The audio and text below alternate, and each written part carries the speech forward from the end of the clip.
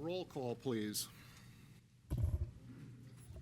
Parker. Here. Miscelinich. Here. Bergen. Here. Zittergruen. Here. Chisel. Here. Whittle. Here. Neal. Here. At this time, I'm going to open public comment. If you have anything for us, please come up to this podium, sign in, and you will have 3 minutes. Travis will give you a 15-second countdown. We'll open the meeting. Comment.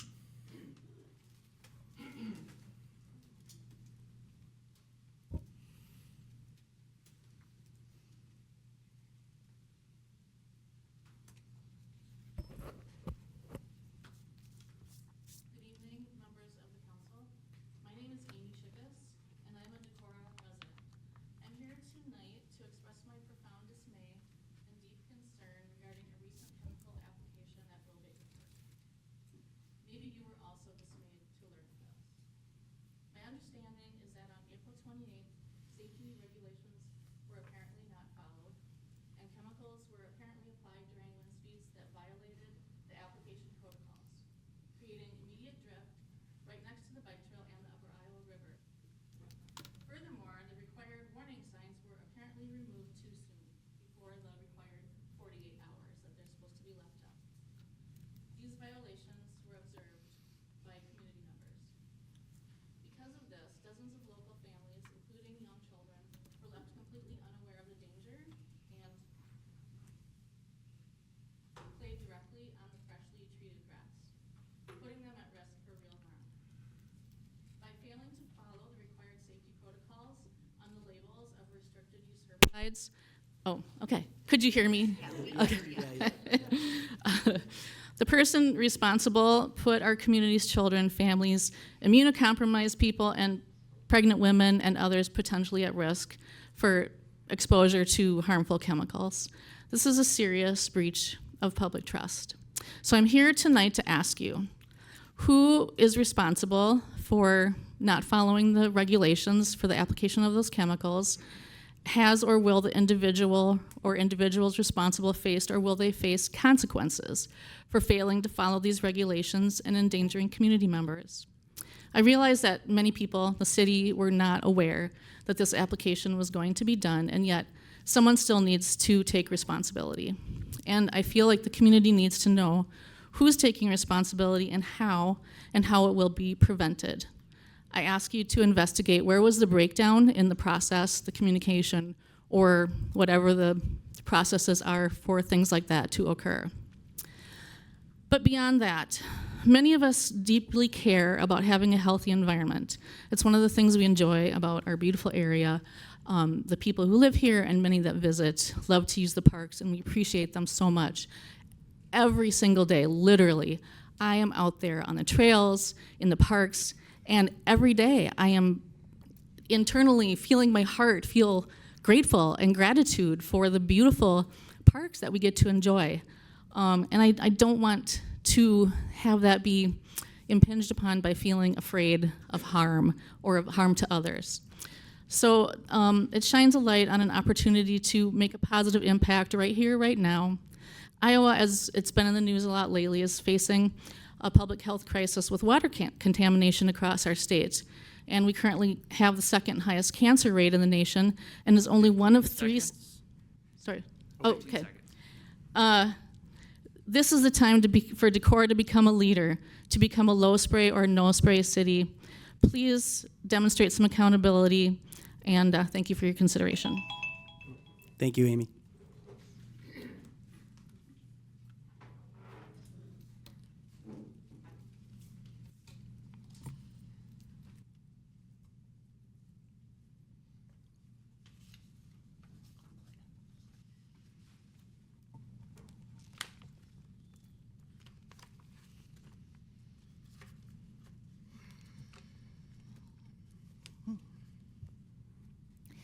Hello, everyone. I'm Tila Hamel. I'm here as a concerned citizen and also as a Kinderhouse board member. First of all, I want to thank everyone in this room for caring so deeply about our children, our community, and our parks. A special thank you to the council for the opportunity to speak on this issue. and for including this discussion on tonight's agenda. Thank you so much. Some of this is a bit of a repeat. I think it's still valuable. As you know, on Tuesday, April 28th, Kinderhouse students playing at the river across the street from the city soccer field were exposed to a restricted use herbicide mix that is particularly dangerous for children and pregnant women. The 14-acre field was sprayed when winds were high enough to promote drift.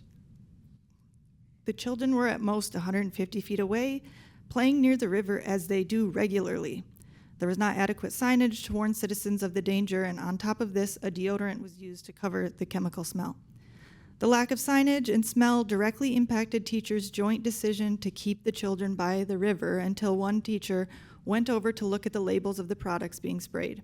It was then determined that there were dangerous herbicides with a deodorant in the mix being sprayed, and at this point, the decision was made to leave the river immediately. Kinderhouse is an outdoor, nature-based preschool.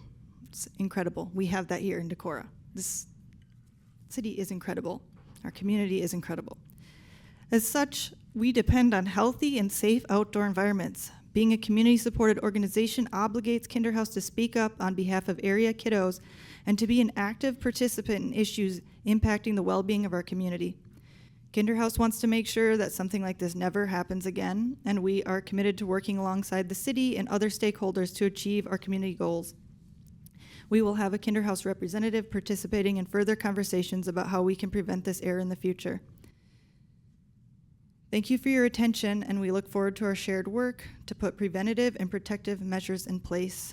And lastly, from just a personal place, I'd like to add, there are dozens of communities across the country who consider themselves non-toxic communities, and I really believe that Decorah could be one of them. I totally see that for us. Thank you all so much for your care and attention. We are so lucky to live here and to be together caring about these things. Thanks, Tila.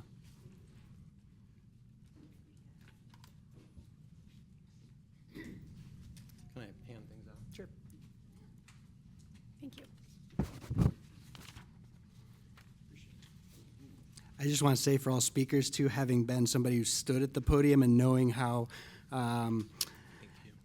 anxiety build up and being nervous to speak, just I don't want anybody to feel that way. We're all just regular people here, too, so don't feel, I'm actually not scary. yeah, don't feel too stressed about it.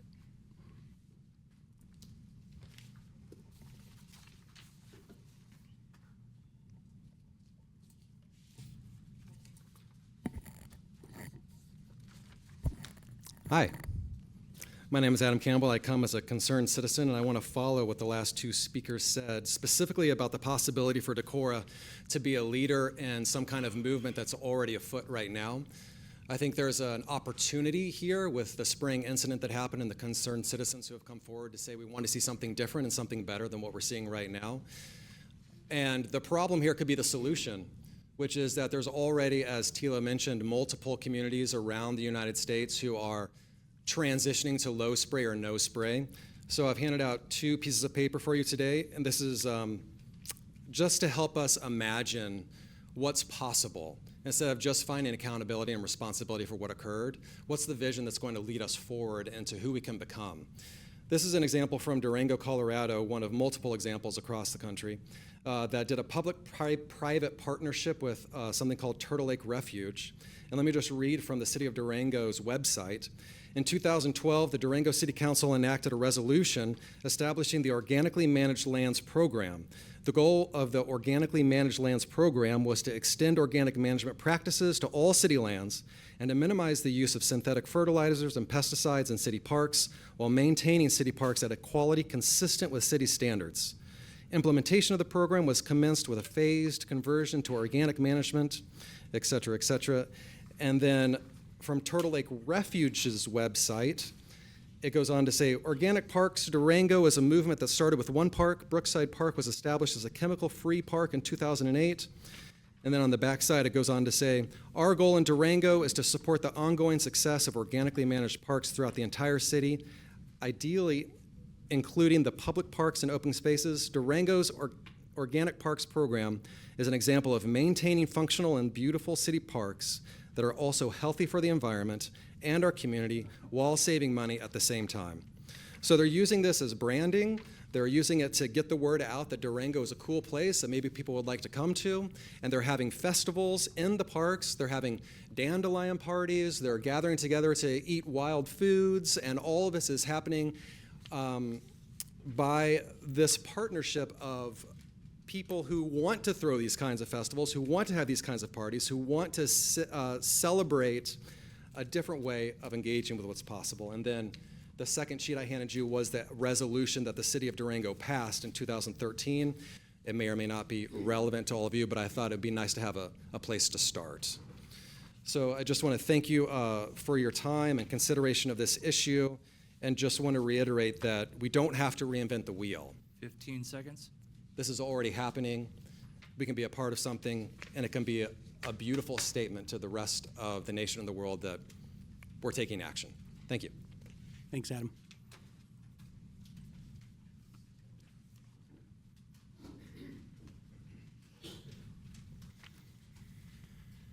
Thank you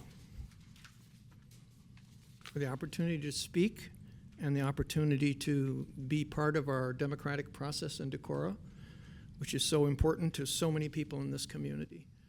Thank you for being the representatives of the people of the city of Decorah. You're also representing a larger constituency, which is the people who live in this county and around the county, who use this community for a number of resources and rely upon it when they come here to have a safe place for their families to visit and to recreate. So here's my statement, first of all, and then if I have a minute or two, I'd like to read you a couple of things from the expanded version of the material safety data sheet that is different than the one that came before you 2 weeks ago. It has more information and more restrictions on the use of the chemical. And I think the council and the Park and Rec Department need to be aware of the fact of the existence of those two different material safety data sheets. Here's my statement. Everything is connected.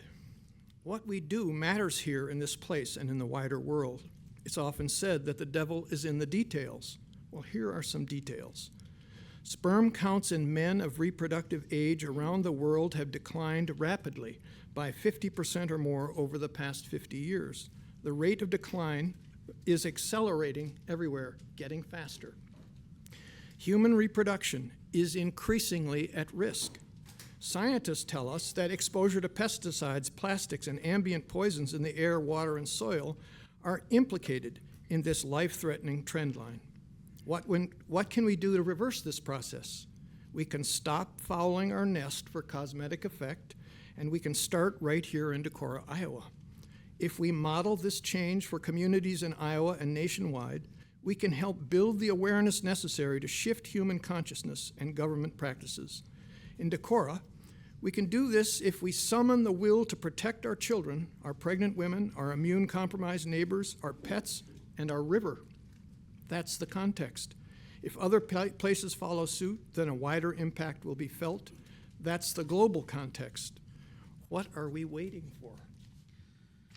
This expanded MDSI has information in it that should have informed the application of this chemical and should have prevented it right off the bat.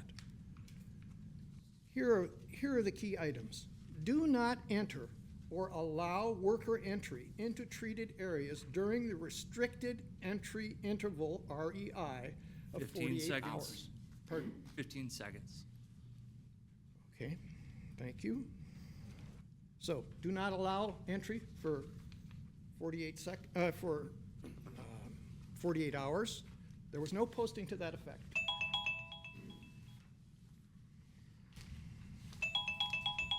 Okay. Thank you. Thank you, Steve.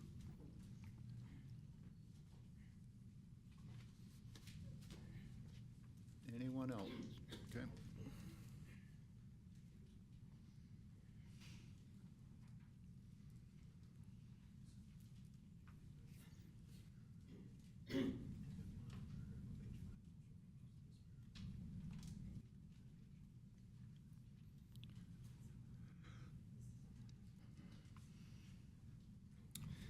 Hi, everybody. My name is Sam Louie, Decorah resident.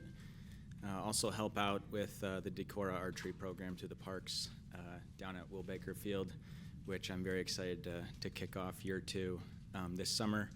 Also wanted to share some thoughts on the spraying incident, which was already discussed in detail.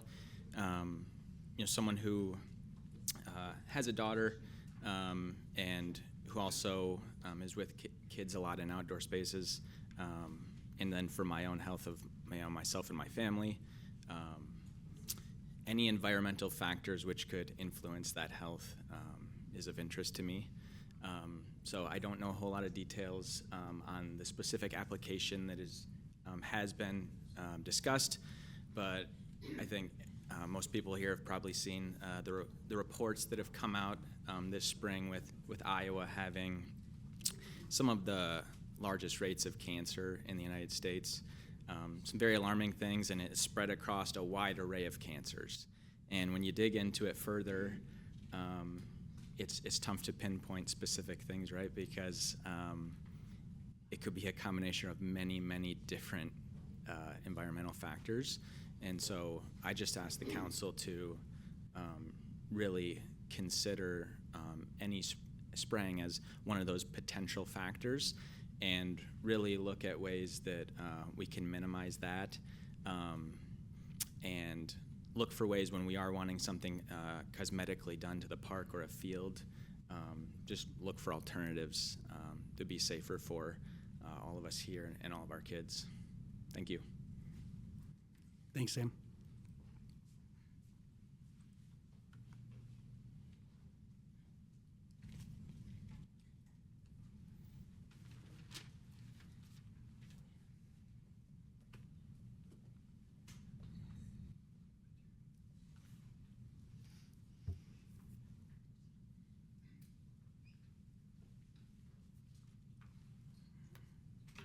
Hello. Thank you to all of you for your service. I bow to you. And thank you for listening to us today. I want to share with you a personal story that is from my own childhood. Born in 1961, during a time when there was much less awareness around chemicals and what they do to people. And my brother, from playing in a field that was being sprayed with what were at the time considered safe chemicals around herbicides, died.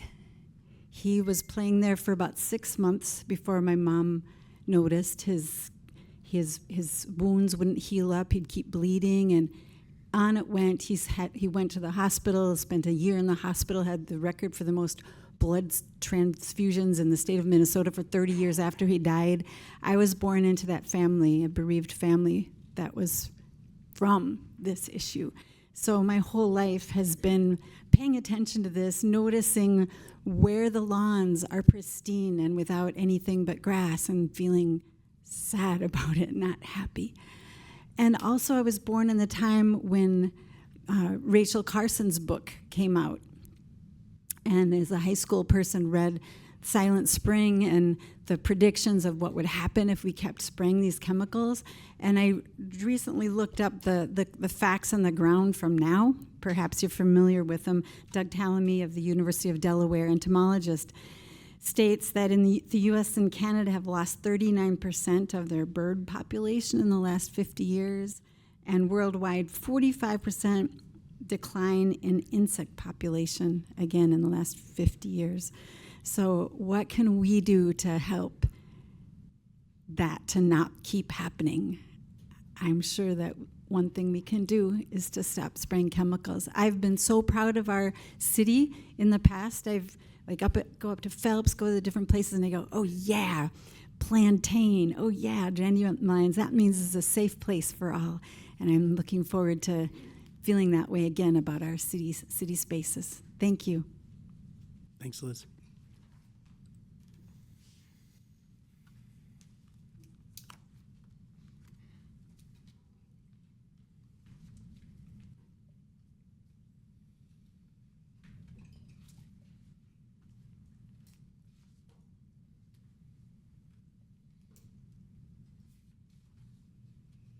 Just a this take away from our time when we're signing in?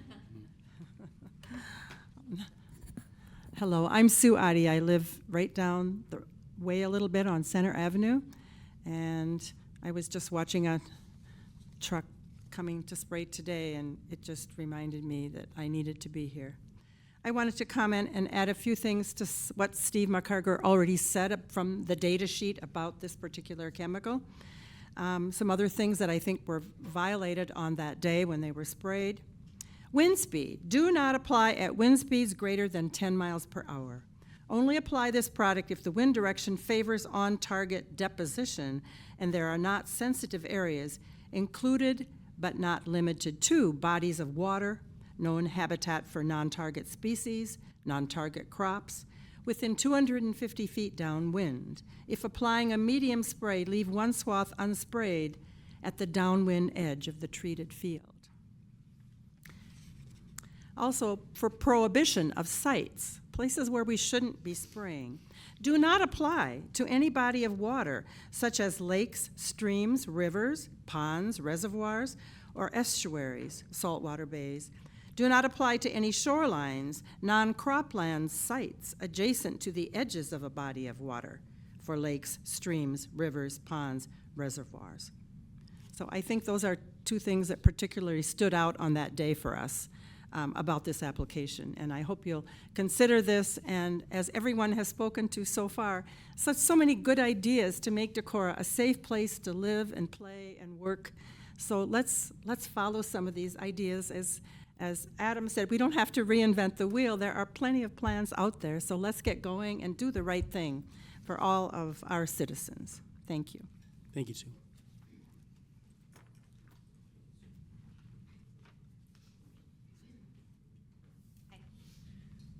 My name is Elsa McCarger.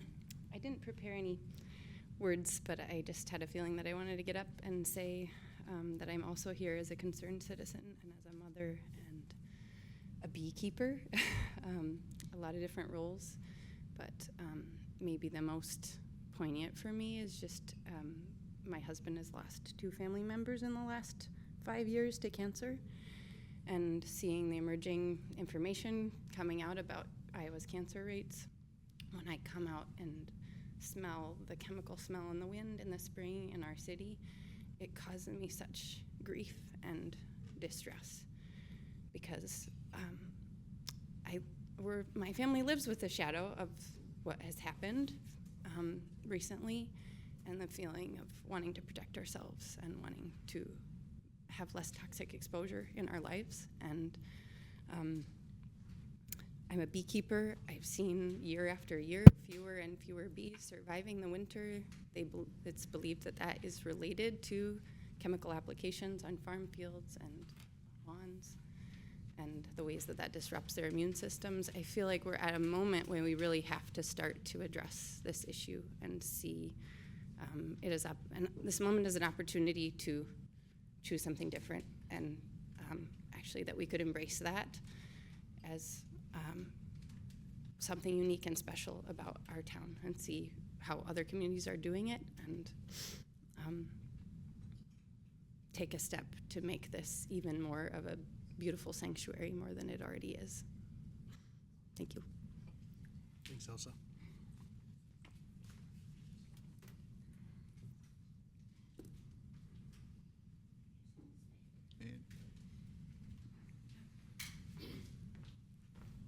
I too did not have any words, just came here today and wanted to kind of listen to all the words that have been spoken. I moved here to Decorah as my wife was born and raised here, completely talked about her entire life, about the amazing community that this place is. I moved upon here as a Chickasaw, kind of thinking, I don't know. Because New Hampton Chickasaws, if you guys know, are kind of rivals with Decorah. So it took me a while to kind of warm up to the idea. But as soon as stumbling upon anywhere other than Mabes or the baseball field, I realized that this place is absolutely gorgeous. It's a gem out of the entire state. I really am very, very grateful that I've somehow was lucky enough to have Siri want me to come and spend spend my life here. With that being said, one of the best moments I've had being a part of a Decorah resident is the Dandelion Festival that Kinderhouse holds, and the great spirit in which the children bring that spirit into this community. We do a lot for our children in this community to make sure that we and continue to carry on that spirit.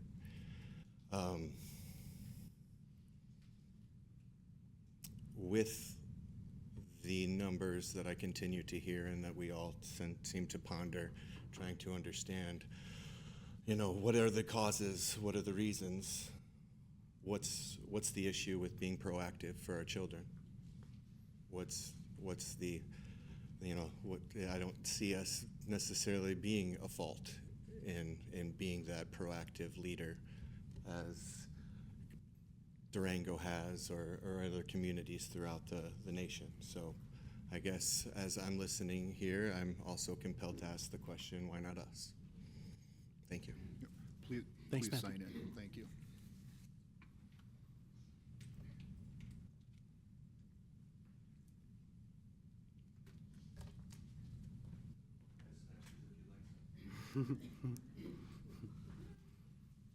Okay, anybody else?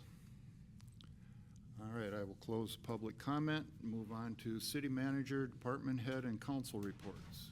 City manager. All right.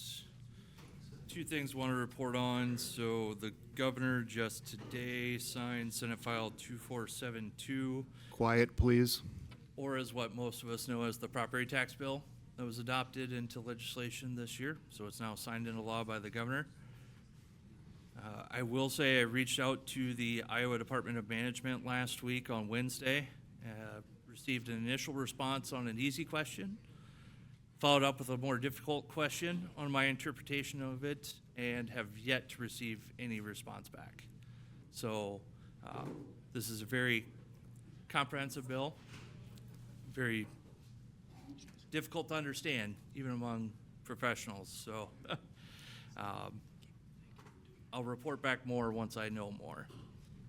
In addition to that, I want to report on the fiber to the premises project. We don't talk about that a lot at council, because again, just as a reminder for most in the room, fiber to the premises is a telecommunications utility board responsibility. So the city council is not responsible for executing contracts or really has anything to do with the fiber to the premises project, other than, of course, providing staff supportive time to get it done.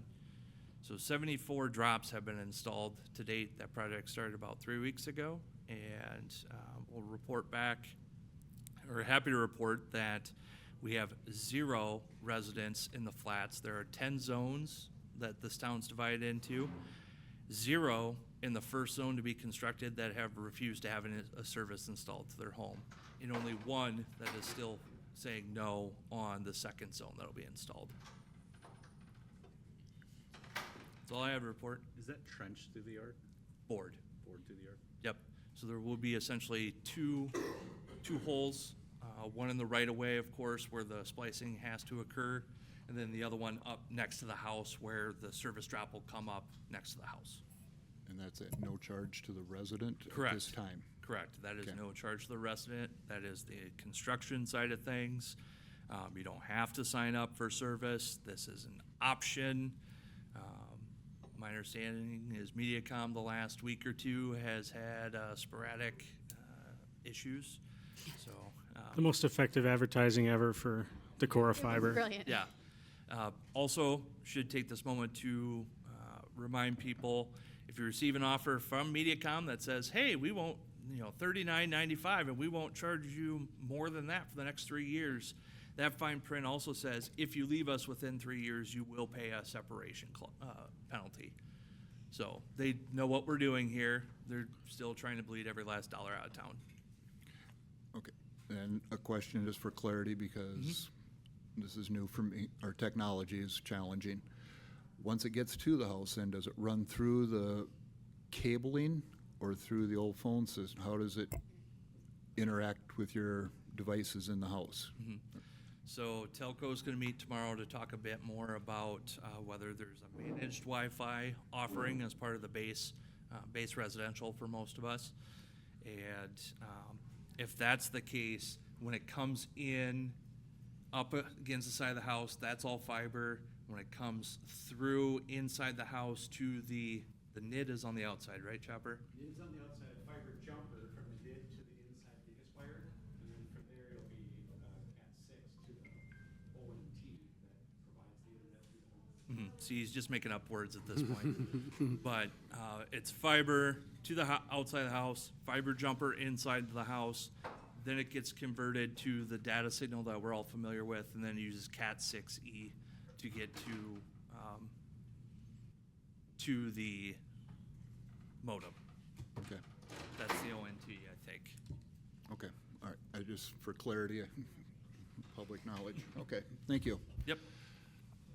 Anything else? Oh, okay. Carrie, anything from your office? Department heads, anything to add from your reports? Council, Brent, I have nothing. Christopher, Nothing tonight. Johanna, Stephen? I have a couple things. Sorry, that was going so well. I was at the walk bike event that Upper Iowa Explorerland and some other community organizers hosted on Saturday night, and there was also particular help from Parks and Rec, and that's appreciated, Mark, very much. It was a great event with a good community turnout, and maybe a good reminder to all of us who make decisions that affect how people get around in town and how safe they feel and are when they're doing it. One of the best ways to for us to lead is to make sure we experience navigating Decorah in all the ways it's possible. So if you're someone who drives everywhere you go, it might be worth while figuring out a way that you can walk sometimes or bike sometimes. And the opposite is true as well. I think it's taught me a lot in the past 5 years when I've been able to get out of the car and navigate town the way that many of the people we serve are forced to. People without licenses, without cars, kids walking to school. There's a lot to learn. So encourage you to do that. Walk bike month ending at the end of the month doesn't mean you have to stop. And then I just want to send out a congratulations to all the local graduates. It's exciting to see all the wonderful things that are happening in our community. So that's it. Okay, thank you, Stephen. Cody? Yep, just want to echo a couple of those. First of all, thanks for everybody who spoke publicly. I know it's not an easy thing to get up and stand in front of everybody and say what you want to say, but I appreciate it when people do.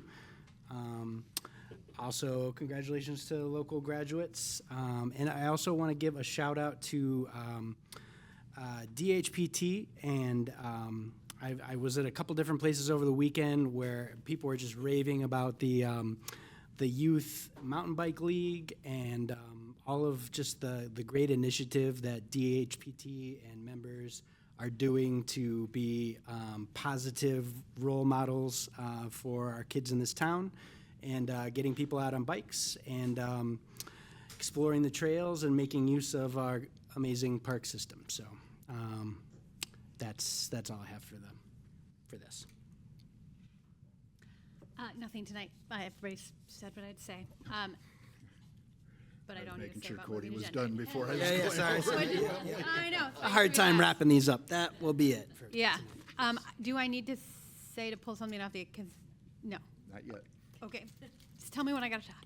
Okay, all right, thank you. All right, I am going to move items 14 and 16 up next, so we can discuss those. So item 14 is discussion and possible action regarding traffic signals on Water Street. So just be clear, you're looking at right now, Right. next item before consent? Right, yes, Okay, so then that needs to be a majority vote of the council to okay. approve that. I would move for that then. Is there a way to not have to have that be a motion?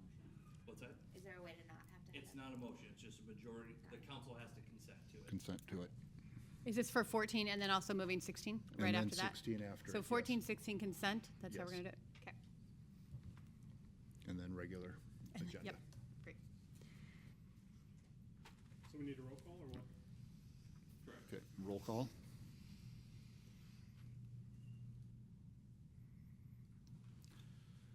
Parker. Yes. Ms. Lynch. Yes. Bergen. Yes. Zittergren. Yes. Chisel. Yes. Whittle. Yes. Neal. Yes. Okay. Item 14, discussion and possible action regarding traffic signals on Water Street. I can't believe we did not have any public comment on this. Because I haven't heard anything in the last 2 weeks. That's sarcasm. It was sarcasm, sorry. Oh, just trying to break the ice. We discussed, right? Traffic lights? Do we want All right. background I'll for it, or? start. Okay. I guess since we've made the changes, I spent a considerable time downtown.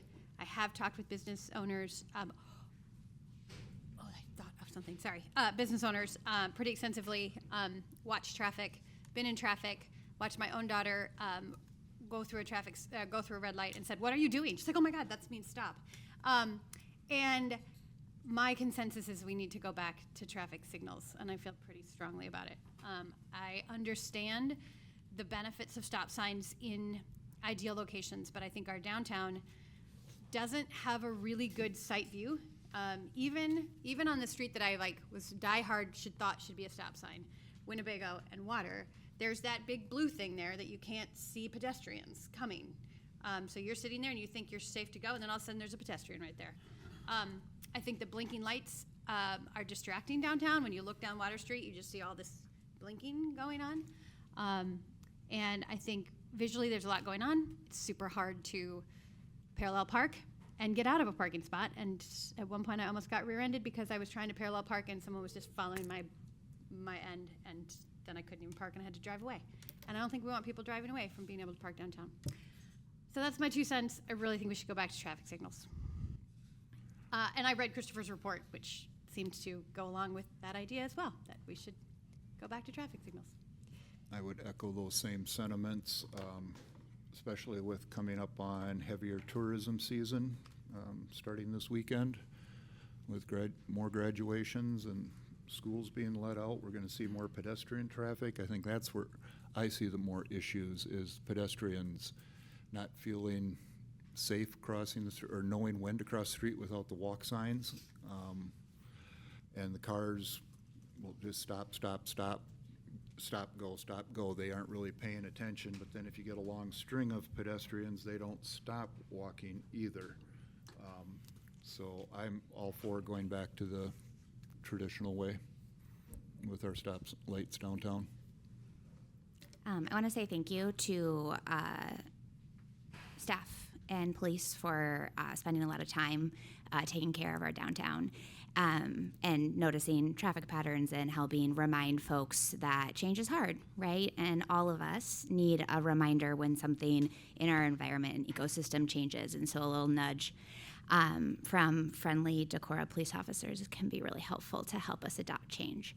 I'm also really thankful for council for deciding and being willing to take a couple small tests of change to see how we might improve our community in little ways that cost little money and might actually save us considerable money. So I just appreciate that. And just a reminder, we chose to not spend $200,000 fixing the controller for one intersection. 22. 20. 20. You said 200. Oh, well, I really meant 20. But that is one controller. That was what, yes, okay, so, and yes, but yes, $20,000, and with the concern that that expense might be greater due to the age of the controller and its replacement. We tried a stop sign, and it wasn't great. We needed more control at that intersection. And then we tried a second thing, which was to find consistency down our main street, providing stop opportunities at each light. And so just thank you. It takes some bravery to make changes. And I think often more bravery about these little changes than about the big votes we take on budgets and reallocating things and raising utility rates. So I am a fan of small tests of change. I'd love to keep having them. And in my work and thinking about how we implement change, time matters. We as humans are naturally resistant to change. It's actually evolutionarily why we're still alive. We like to keep things the same. However, same isn't always best. It doesn't always hit our goals. And so I'd like to suggest and request that we keep the lights at the current pattern for a determined amount of time. I would suggest at least a date that gets us past end of school year. And to see what happens as folks practice navigating downtown. So I've live very close to downtown. I enjoy walking downtown. And I have seen a significant improvement in folks understanding, both pedestrians and drivers, in how to navigate this change. And I'd love to give folks just a little bit more time to see if we can't see a smoother traffic pattern downtown. Are you done? Okay, I'm sorry.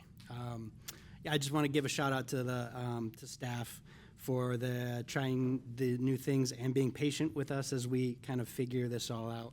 I've also learned a lot from this experience. Before being on city council, I thought that there was no reason that we should have stop lights downtown. I thought it was so silly. But I have come around to seeing how useful they are, how people have gotten used to them working a certain way, and how beneficial they can be. I would like to echo what Emily and Randy said about, I think we should go back to the way that it was. I understand that we're testing this out to get a feel for it, particularly during this busy season with so many construction projects going on right now. But what I have observed is that the construction kind of fires people up, and there's less patience on Water Street now because it is a alternative route to get to where people are going. People are driving faster, paying attention less, just trying to get through the downtown area. And I think that as a result of that, we're having, it's just less safe for the pedestrians on Water Street. And I would rather have traffic build up a little bit and people be kind of forced to be patient than have them blinking for the motorist. I would rather put the pedestrians forward and have the motorists either find the alternative routes that are available or just relax a little bit for 4 or 5 blocks. Also, the fact that they're out of sync, out of phase, and they're not all blinking at the same rate. Maybe that's something that we could address, but I think just that is kind of a visual chaos. If you're looking down either one end to the next, it just adds an extra element of just subconscious chaos. So I'm for going back to the way it was. I will forever see the importance and safety that the consistent red, yellow, green lights offer a situation like the downtown. And I appreciate it, and I appreciate staff, and I would like to see it go back to that. That's it. I guess I can speak on my thought process. I do think that the lights should go back to how they were previously for the reds, yellows, and greens. I do think it definitely provides time and stopping of vehicles for pedestrians to cross. We do have a lot of pedestrians in our downtown. We want pedestrians in our downtown. We want pedestrians to feel safe in our downtown. So I've said it before and I said it again. I want the flashing red, yellow, green lights that are historically been downtown to be replaced. Thanks, Brent, and I don't want to retread ground that's been tread pretty thoroughly already. Yay for small tests and trials as a city, especially given the financial structures that we're going to be dealing with going forward. We need to find ways to do things more efficiently, and I'm glad we tried something that could save the city money. And I'm afraid that this trial having taken place during an unprecedented construction cycle is making it so that we're not having a good conversation and really wrestling with what the change is like. Because I don't think that the current situation on Water Street is the best it could be. But I also don't think that the way things were a year ago on Water Street is the best it could be either. I think there's another way that could be even better, where pedestrians feel safer, where traffic moves more smoothly, the normal amount of traffic, not the construction diverted amount, and where it's clear that, you know, council, and I think we all share these goals, right? I think everyone here wants a vibrant, business-friendly, heavily pedestrianized, active Water Street. We all want that. We want it to be safe. We want to not spend too much money to accomplish it. We don't want it to be unpleasant. Like, we all want that. And so, like, I think it's mostly important that we start by saying what our goals for our downtown safety and economic development are, and then we try to identify, you know, how to design the streetscape to accomplish those goals. And I feel like this conversation has us doing it backwards. We sort of, you know, a lot of folks out there start with what they think things ought to be like, and then they come up with arguments to justify that. And I do that too. I just think that's how people are. I don't think that this is a great way to get to the best solution for Water Street. I think that, you know, someone texted me today. It was former council member Kirsten Olson. So much for his anonymity. But he texted me and he said, how much does it cost to operate the Water Street stoplights for a year? You should know, Steve. You're the numbers guy. He actually called me a nerd. And I don't know. Here's things I know. I know that we budget $20,000 or so for traffic signals in town, that $10,000 for electricity. I mean, how far off are we? Travis, you're proving my point. Anything you say right now, just so you know. Yeah. So one of the things I did want to point out, recent history on just maintenance, we spent over $60,000 in easily searchable maintenance. That's just on maintenance. That's not electricity costs in recent years.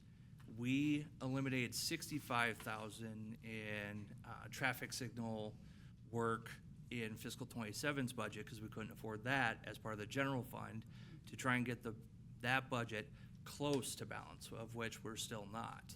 We do have additional financial hardships we're going to have to make. Those traffic signals are all paid out of the general fund right now, so we either need to reallocate, start spending that money, road use tax dollars. We can't spend it on local option or use local option sales tax because that's supposed to be physical improvements. So now it's road use tax dollars. So it's going to go, our street improvements are going to go less further, which also includes pedestrian level improvements as well. We use gas franchise fee for the sidewalk. Anyway, I'm digressing. Mm-hmm.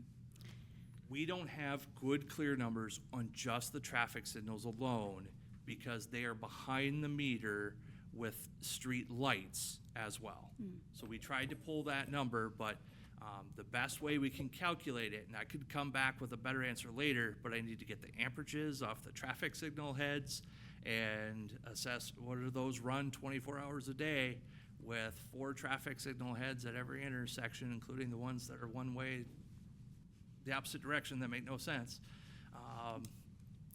But I can calculate that information, but it's going to take a little bit of time. Yeah, and I don't think we need to get that deep in the weeds here, because my point is simply that I feel like this is a decision that as a body, it's irresponsible for us to make if we don't know that number. And yet here we are all assuming that we sort of know that it's a neutral number, that it won't change our budget to keep things the way they are.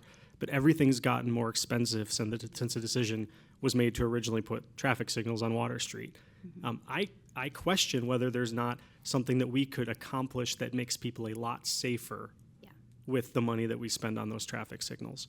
And so for me, I want that information before we make a permanent decision. And I don't think we have it yet. So like I don't have an overwhelming or overriding thesis. I know that like that many of the council members feel like we need to go back to the way things were a year ago.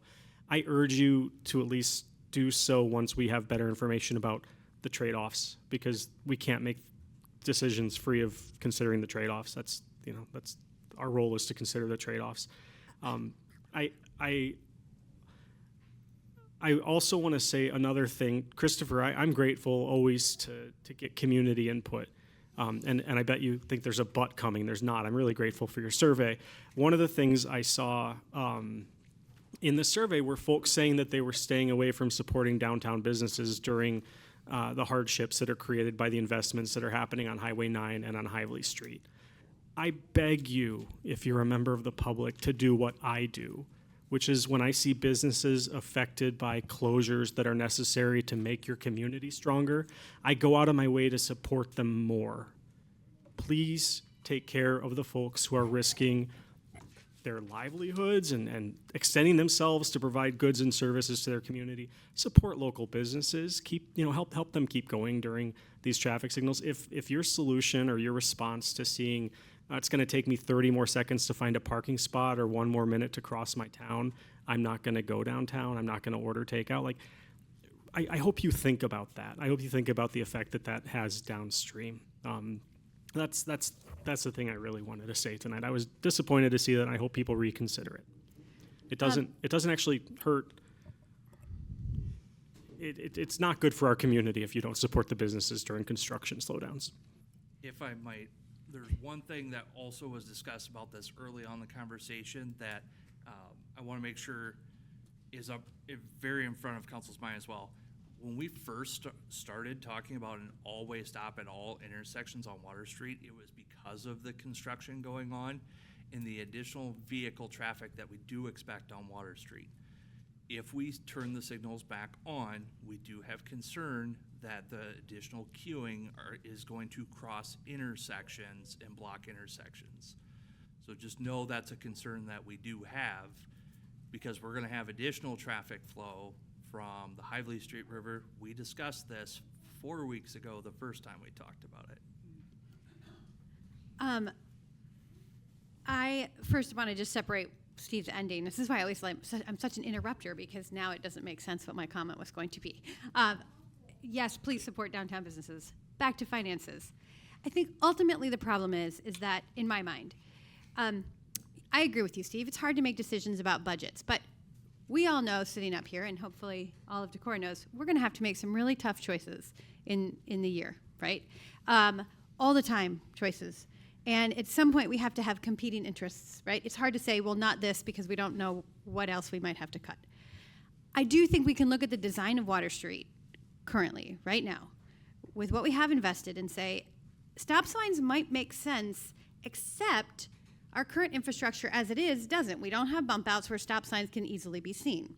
We haven't cleared the walkways where people stand in order to walk into the intersection. We haven't painted the walkways, so they're really hard to see. The blinking lights are not a mental cue for people to stop. That is not what people think when they think stop. They see stop sign, right? Some people think that they're blinking yellow on one side and red on another. And so it isn't a normal, we have not put a normal traffic pattern downtown with flashing red lights. So our options would be then stop signs, which we haven't figured out where to put those stop signs to make them visually appealing. And I do think that there is something like too many changes all at once is not the best way to be, not the pathway to safety. What we've done downtown, I understand why we did it. I think Johanna did an excellent job, and she's always better at that. She's just good at leading with like why we do things, and I'm so impressed by that. But anyhow, I think it's just that to make this change now with the current way that Water Street is designed doesn't flow well and doesn't make sense. And to spend time down there and to be down there doesn't feel safe. And I do think people avoid going downtown. So Steve, I think you're right in that we are coming into a really intriguing puzzle from the wrong end, right? Because why do we have high street light maintenance costs? Because semis keep running them over. Why are there semis downtown? They shouldn't be. They should be on a truck route. why are the lights facing the weird way on the one way? I don't know, because that road should be a pedestrian-only road so we can have fun events all the time in Decorah. What intersection are we always concerned about? Mechanic, what do I live on? Mechanic, and I still want flower gardens in those extra unnecessary turn lanes. And this could be so fun to think about, how do we create a truly fun, people-filled downtown? And instead, we're talking about that change is hard, right? So, I mean, I don't always point this out, Emily, but like, yeah, a lot of change is hard. So let's not change it tomorrow. Like, I think we're jerking people around. And I, again, just propose, I'm not asking staff to make a recommendation to us tonight, but I think you know that we would always take it. I hear the concerns about the complication of traffic patterns, and I would encourage us to continue one additional change in the chaos and see what comes of it. Can I'm just gonna respond, because I feel like there's no need to like portray this as like you and me disagreeing about a lot, Emily. Like I agree with you that Water Street as currently designed does not work well with flashing lights doing all the work to control traffic. Like, you're right. Water Street is full of distractions that make it hard to see pedestrians. It's oversigned, and I've heard that from staff, from our public works department, from current engineers, from former engineers, and like, there's just too many signs up, but no one wants to point out which sign should come down. I will, but no one else will.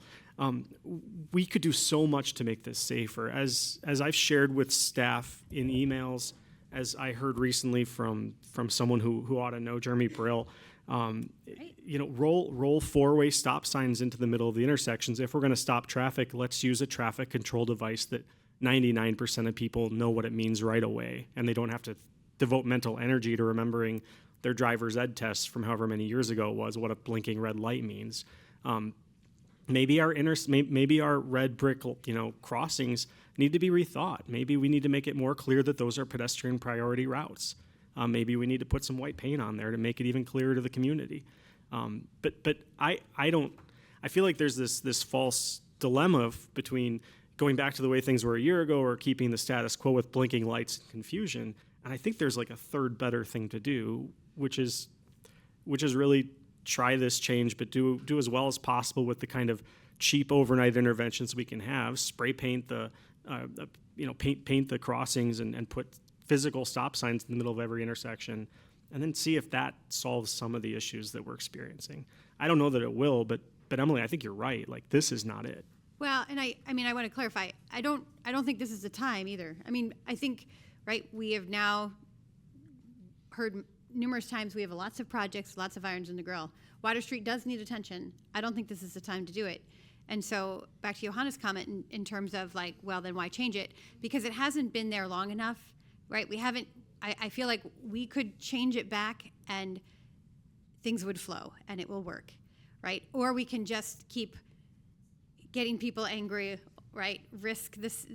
To me, it's just, it's not worth the safety concerns that I have for the way that it is right now. The inconvenience for what it is to be downtown, because it's an inconvenience to be downtown, which I don't feel like is good for our shop owners downtown. So in my mind, it's like, I think we should go back to the stoplights. And when we want to really pay attention to Water Street and really think about redesigning Water Street, then we could focus on what then does it need to look like. Because we can dream all sorts of wonderful things for Water Street, but we don't have the resources, time, and energy to do that right now. And just this switch has taken so much time, energy, and resource. I just want to note that several of the ideas here don't take a lot of time and very little money. And so I'm in the minority here. I know where we're headed tonight. That's okay. I don't want this conversation to get lost in the, oh my God, we got to do a Decorah perfect thing. We're going to make Water Street absolutely like Utopia. I'm just, like Steve, you said, paint the lines, take down some signs. We can put stop signs out. I just don't want us to say, like, yes, we can do really cool things in downtown Decorah without a ton of money. And I don't want to, like, have us all walk out of here with some other narrative. Okay. Do we have a motion? Well, I think we just had a consensus to go to flashing last time, so I guess what do we need for this time?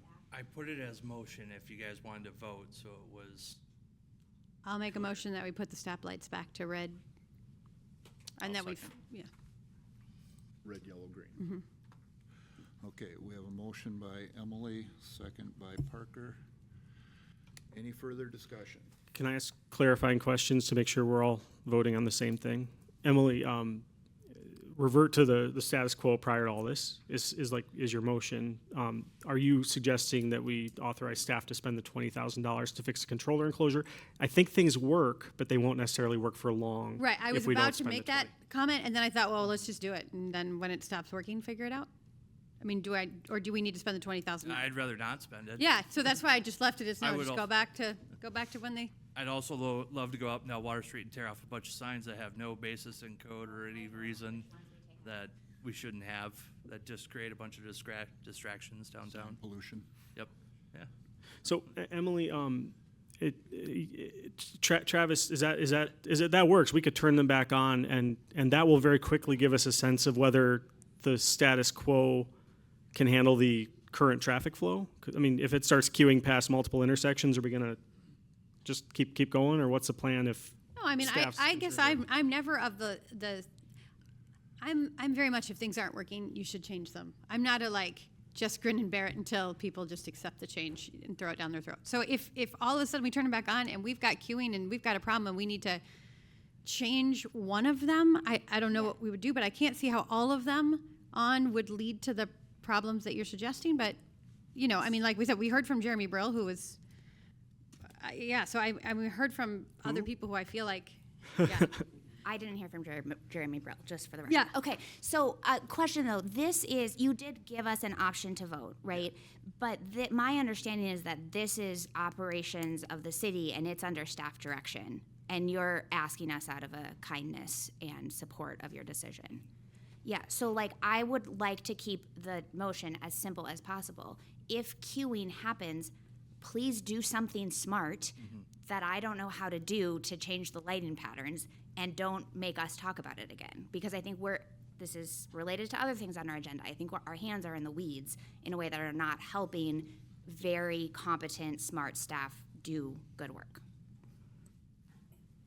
I do want to insert, I'm joking, I like Jeremy, but. Any further discussion? One thing I do want to, John, did that light pole, the traffic signal that blew over in the high winds, did that get repaired, do you know? It did, yes. Okay. That was one of the other reasons that intersection wasn't functioning properly, because we had a strong wind blow one over. At Winnebago and water, correct, in front of Correct. the bank? Yeah. That's been put back up. Okay, roll call. Neal? Aye. Parker? Aye. Ms. Linich? Aye. Bergen? No. Zittergrund? No. Chisel? Aye. Whittle? Aye. Okay, it passes 5-2. When can we talk about getting signs? Travis, do you just want to go put stickers on the ones you don't like, and then we'll all look at it? I'm willing, if council just nods in agreement, to go for it, Travis, and, Sign diet. if I get my hand slapped later, my review's next time, so. I think we need a sign diet. I feel like people keep saying that, and then it doesn't happen. So I like to see it on the agenda if that's what you need for action. Our workshop. Yeah. If it's related to downtown and I totally forgot to say it in my council time, can I say it really quickly? Go ahead. I would love to have another council person work with me and maybe public safety and the chamber to think about AUDs downtown in every other business, and a training just in terms of, I'm saying right, the life-saving things that you put on a wall? No. Oh, AED. AEDs, sorry. Oh my gosh, my brain. Yeah, AEDs downtown. And I forgot to say that there was an incident downtown. Our public safety responded in an incredible manner, and it really got me thinking about our downtown. So we're talking about signs. Now I want to talk about AEDs. So. Again, thank you to staff for your patience throughout this whole thing. Moving on, item 16, city council discussion on city spray policy.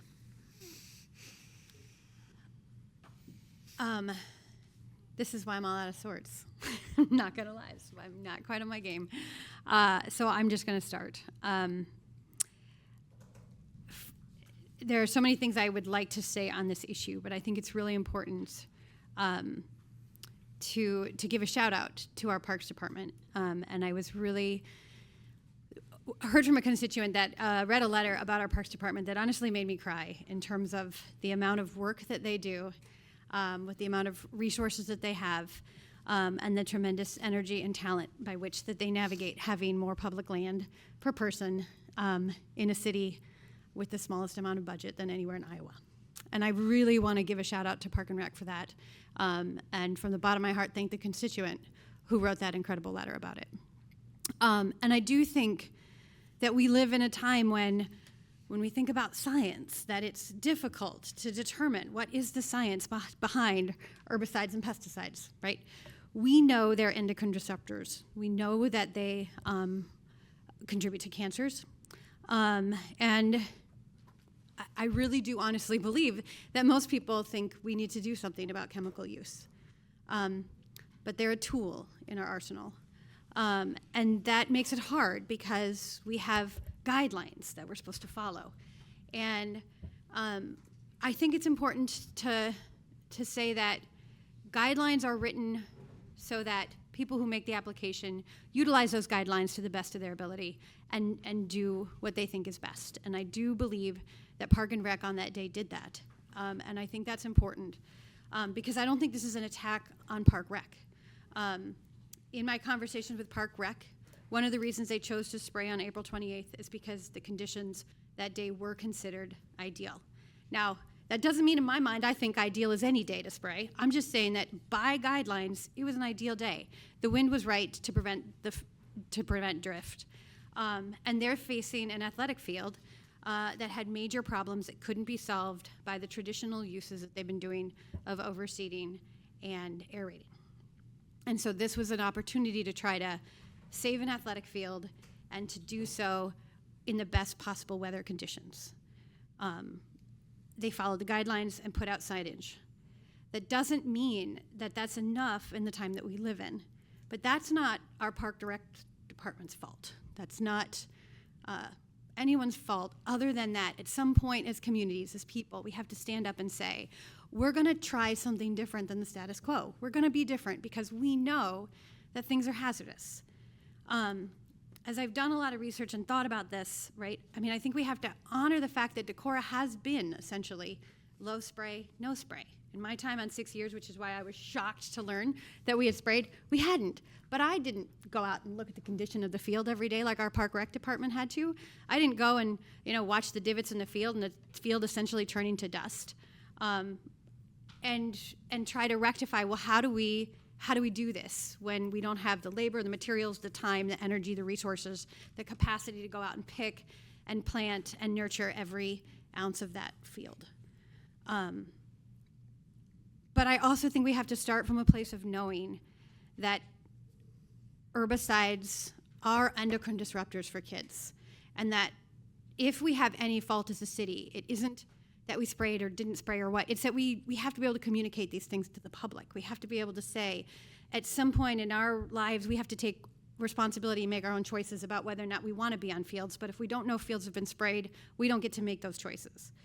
And so whatever comes out of tonight, I think the most important thing is that we do have to do a better job of communicating when and why we're doing what we're doing. Because I think that's ultimately what the biggest thing is that there wasn't a communication about why we were doing what we were doing and how we were doing it. And so therefore, because the public has been lied to in the past, not by the city necessarily, but by in general, a environment where corporations get to have more say in science than the scientists do. And so in that environment, we are all wearing, our thin skin of like, oh my God, I don't know what to believe anymore, because I can read the European Union's belief about 2,4-D and dicamba, and I can see that New York and Illinois and other states around the country have said no, not on youth athletic fields.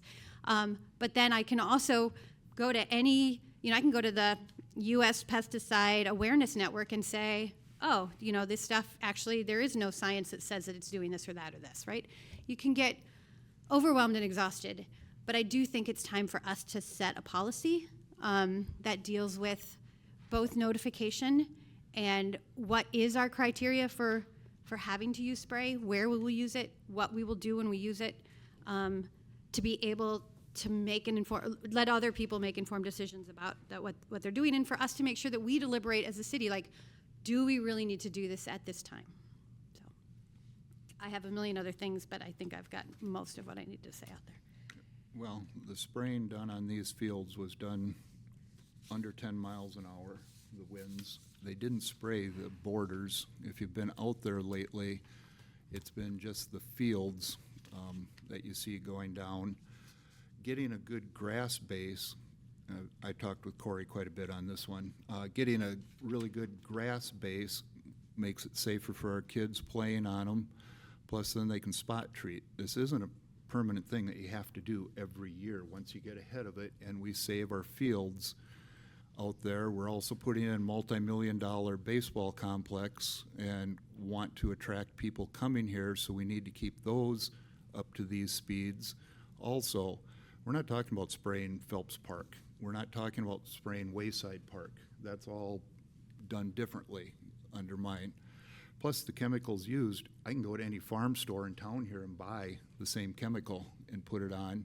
It's the same that Green Lawn uses, so anybody walking along any sidewalk, you're exposed to the same. I believe the city did do a good job. They had it on the city website, the Park Rec website. I found it on Facebook. Somebody told me they heard it on the radio. The signs were posted for 28 hours after the spraying was done. It's usually a 24-hour period is what the license for the sprayers tell us to use.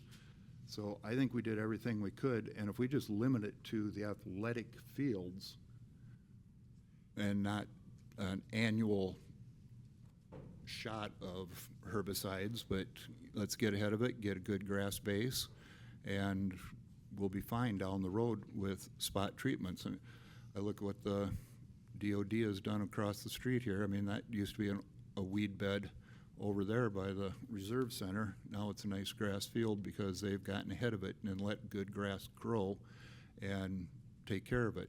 And most communities around here, they do just keep it on their athletic fields. The high school does.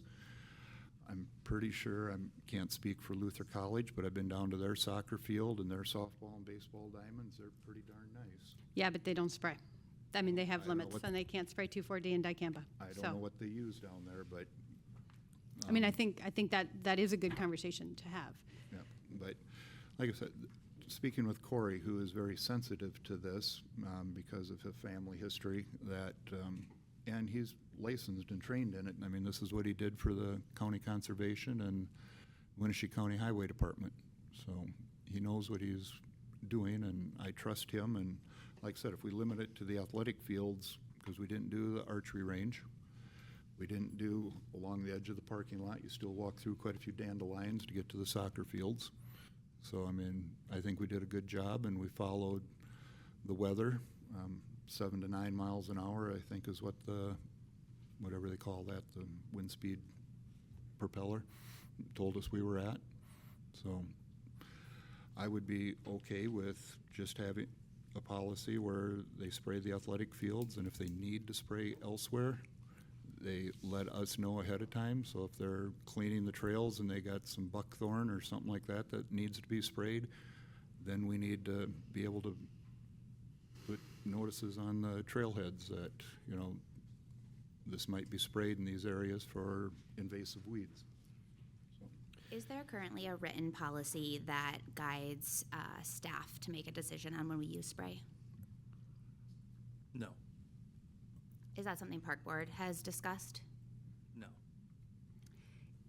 I will say that it was part of the sustainability, when the sustainability plan was being written in 2018, it had been discussed, and I think, and that's where I think that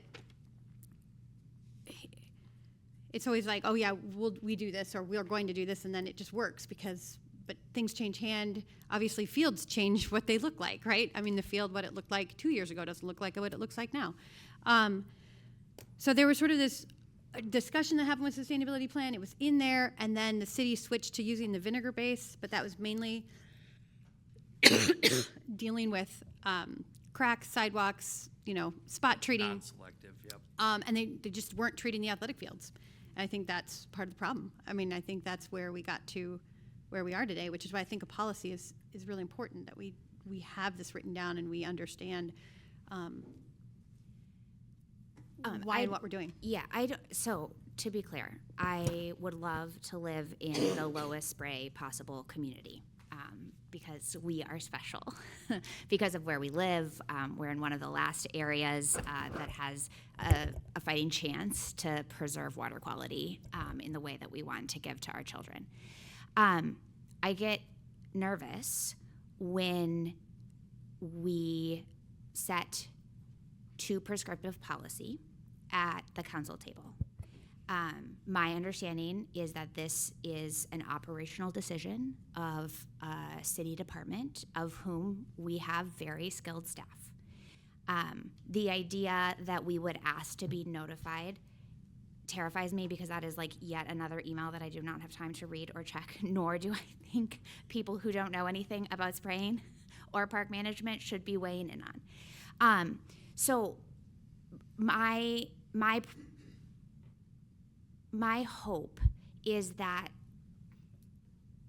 our staff and our park board have heard from citizens who care a lot about this, and that you'll hear at this council table tonight that we care a lot about minimizing, if not removing, any pesticide, herbicide sprays in our park areas. And to me, if that's heard, I would love a recommendation to come from staff to say, this is how we make decisions, this is where we would spray, this is where we would never spray, and that we'll operationalize that.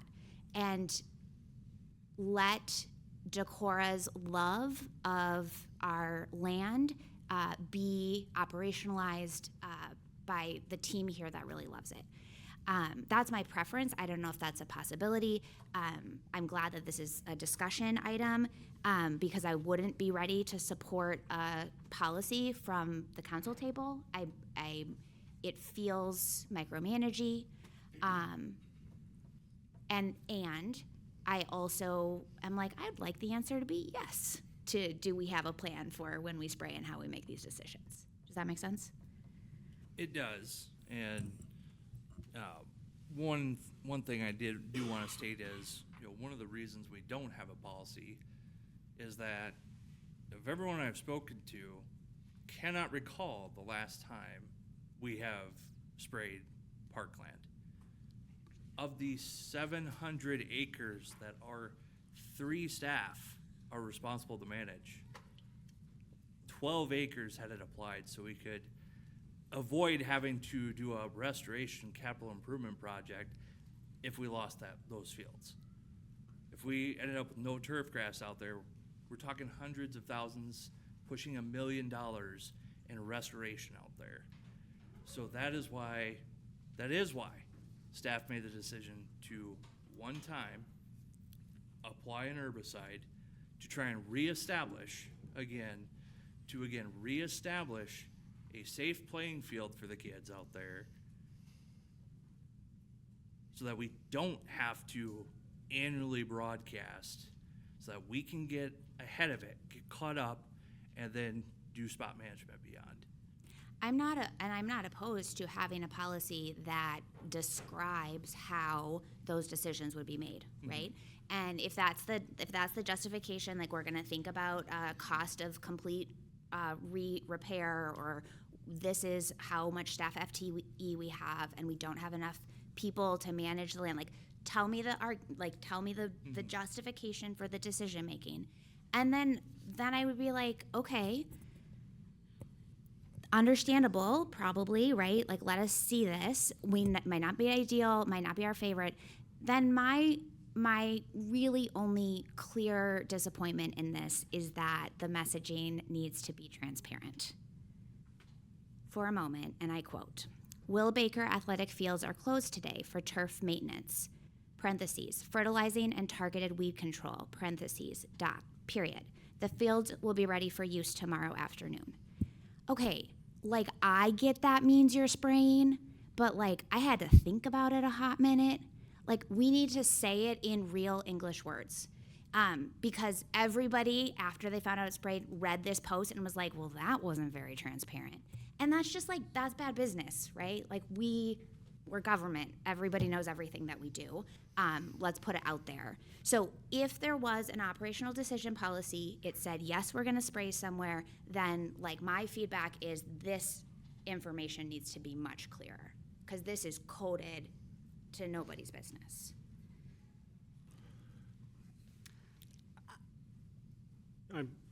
Go ahead, Emily, if you want. Oh, no, I was just gonna say, the reason that I feel like we need, and I don't know if it is best policy or just in the operations manual, where it needs to rest, is because I think, Travis, you pointed out something really good. Like, we haven't sprayed in 6 years, but why? You know, why didn't we? You know, why didn't we spray the field 2 years ago or 1 year ago, right? It's been bad. It's gotten to the point that it's terrible, right? And I'm, you know, I think we took it for granted that we were all just trying not to spray. And I think people change, things turn over. We are building new fields, and I guess as a, you know, person living in Decorah, utilizing athletic fields, I kind of want to know, well, when are they sprayed and when aren't they sprayed? Like, how is this city making this decision? I think those are important, and as Johanna said, I think how we notify the public is important as well. And again, this isn't about what we did, it's about recognizing that there's a hole here. Like, we don't have a policy or a practice for this because we're just doing it on a case-by-case basis, and it's too important because we are dealing with, you know, life-threatening chemicals, and they are. They are life-threatening chemicals, and that doesn't mean that they can't be a tool in our arsenal. I just don't think that we can take it lightly and say, like, we're gonna, you know, we just need a policy, in my mind. Yeah, thanks. Oh, go ahead. No, I was gonna say, it sounds like a discussion at work session again. Yeah, I was going to suggest a different way forward, but I agree with you. I was gonna say, bring Corey and Mark in, and yeah, bring the experts that we have, and let's sit down and get something hammered out. I agree with bringing the experts in, and I think Randy's onto something that I was going to observe myself, which is like 4 people come from very different like places, you know, informed by logic and research and emotion and defensiveness and lots of other things, and said, you know, versions of like, you know, this thing happened that very much upset some people. However, you know, the city's like, you know, not, you know, like, we don't do it nearly as bad as all the other cities in Iowa. Like, that's not much of a defense that anyone wants to hear, right? I was looking up Durango's, thanks for that, by the way, Durango, Colorado's low no spray designation. I think we qualify, like, based on the pounds of herbicides we've applied for like Travis said, this is like the first time we've done it in your tenure here as a city manager. And beyond, to be clear. It's clearly been 6 years, at least 6 years. Right. And I think we should celebrate that while also taking seriously that I do think community members very much deserve very clear communication if and when the city uses any herbicides or pesticides. Like, this is exactly what we used, this is when we used it, this is why we used it, and this is the, you know, sort of safe way to do this. I don't think that talking over each other and around each other here in this room or, you know, in community posts or whatever is a way to get that policy. I think the Parks and Rec Board should discuss this, and I think they should come up with a policy. And I think that they should do it in consultation with the many community experts we have in this community who can knowledgeably help guide a policy that reflects the best of Decorah's values. I think that spray in general, you know, this is what my wife said. She's like, it's best to think about it like chemotherapy. Like, it's a poison that you use it when you absolutely have to. You use the least amount that you possibly can get away with, and you're really clear about the secondary and tertiary risks so that people can make informed decisions. I know that there are folks in the community who just want us to have a blanket ban on all spraying, you know, whatever the consequences. I don't hear that up here. I do hear all of us saying one version or another of like, hey, we can do better at the notification part, and we can continue to do as well as possible and practical at the severely reducing the use part. And it seems like we can all agree on that. Take it to Park and Rec and have them come back with a policy. I'd like So- to, Sorry, this is just very timely so Park Board is responsible for the grounds themselves. So staff, this is where we get into a weird spot where, and I haven't run it by John necessarily of, okay, a spray policy citywide would of course apply to city staff, not necessarily the grounds. That's how it's the council's purview to say, this is our city policy for staff. Well, my question back is, are we limiting this to staff? Because I did find out in the discussions from this that we do have volunteer organizations that also help with trail maintenance, and they utilize some of these sprays as well. So are we looking at a policy that extends to others outside of the city's staff? Because then if it's grounds related, I don't mean to put you on the spot, John, but if it's grounds related, is it a park board then that needs to also have the same adoption? Because now it's a park rule as opposed to a city policy? I was just looking at the park board's powers and duties, and they shall establish rules, regulations, and operating procedures for the management of parks, recreation centers, buildings, pools, campgrounds, and other facilities. So I think it has to come from the park board. If it's the grounds that it's a. But if it's a Yeah. city policy related to herbicide and pesticide use, then it's council, correct? But that's if it limits it to staff enforcement. You mean, so then volunteers wouldn't be held to the, Correct. And I mean, I'm sorry, there's one, never mind, go ahead, Emily. no, I'm going to speak on it for a little bit. Go for it, Okay. Cody. Delicate subject because I'm in the camp that just me personally, not city council, I hate chemicals. We use chemicals on everything in the state, and we're all seeing the cancer rates go up, all of that. I don't want to crap on anybody in park board. I know that you guys are doing awesome work with what resources we have. We all know how beautiful the parks are in Decorah, and that's the majority of it's why a lot of people move here. It's the reason I moved here. And I don't blame anybody who's putting the chemicals or who's suggesting we continue with the chemicals. I like what the people brought to us today in terms of this is an opportunity for us to address it and to try to come up with alternatives. I think that we have a wealth of knowledge in this community. I think we should pick the brains of seed savers and folks around here that know the alternatives, the organic means of control. I sympathize with folks who are in charge of the turf because they're going to be hearing from the people about spraying. If they spray, they're going to be hearing about the people talking about the fields, if the fields are going bald.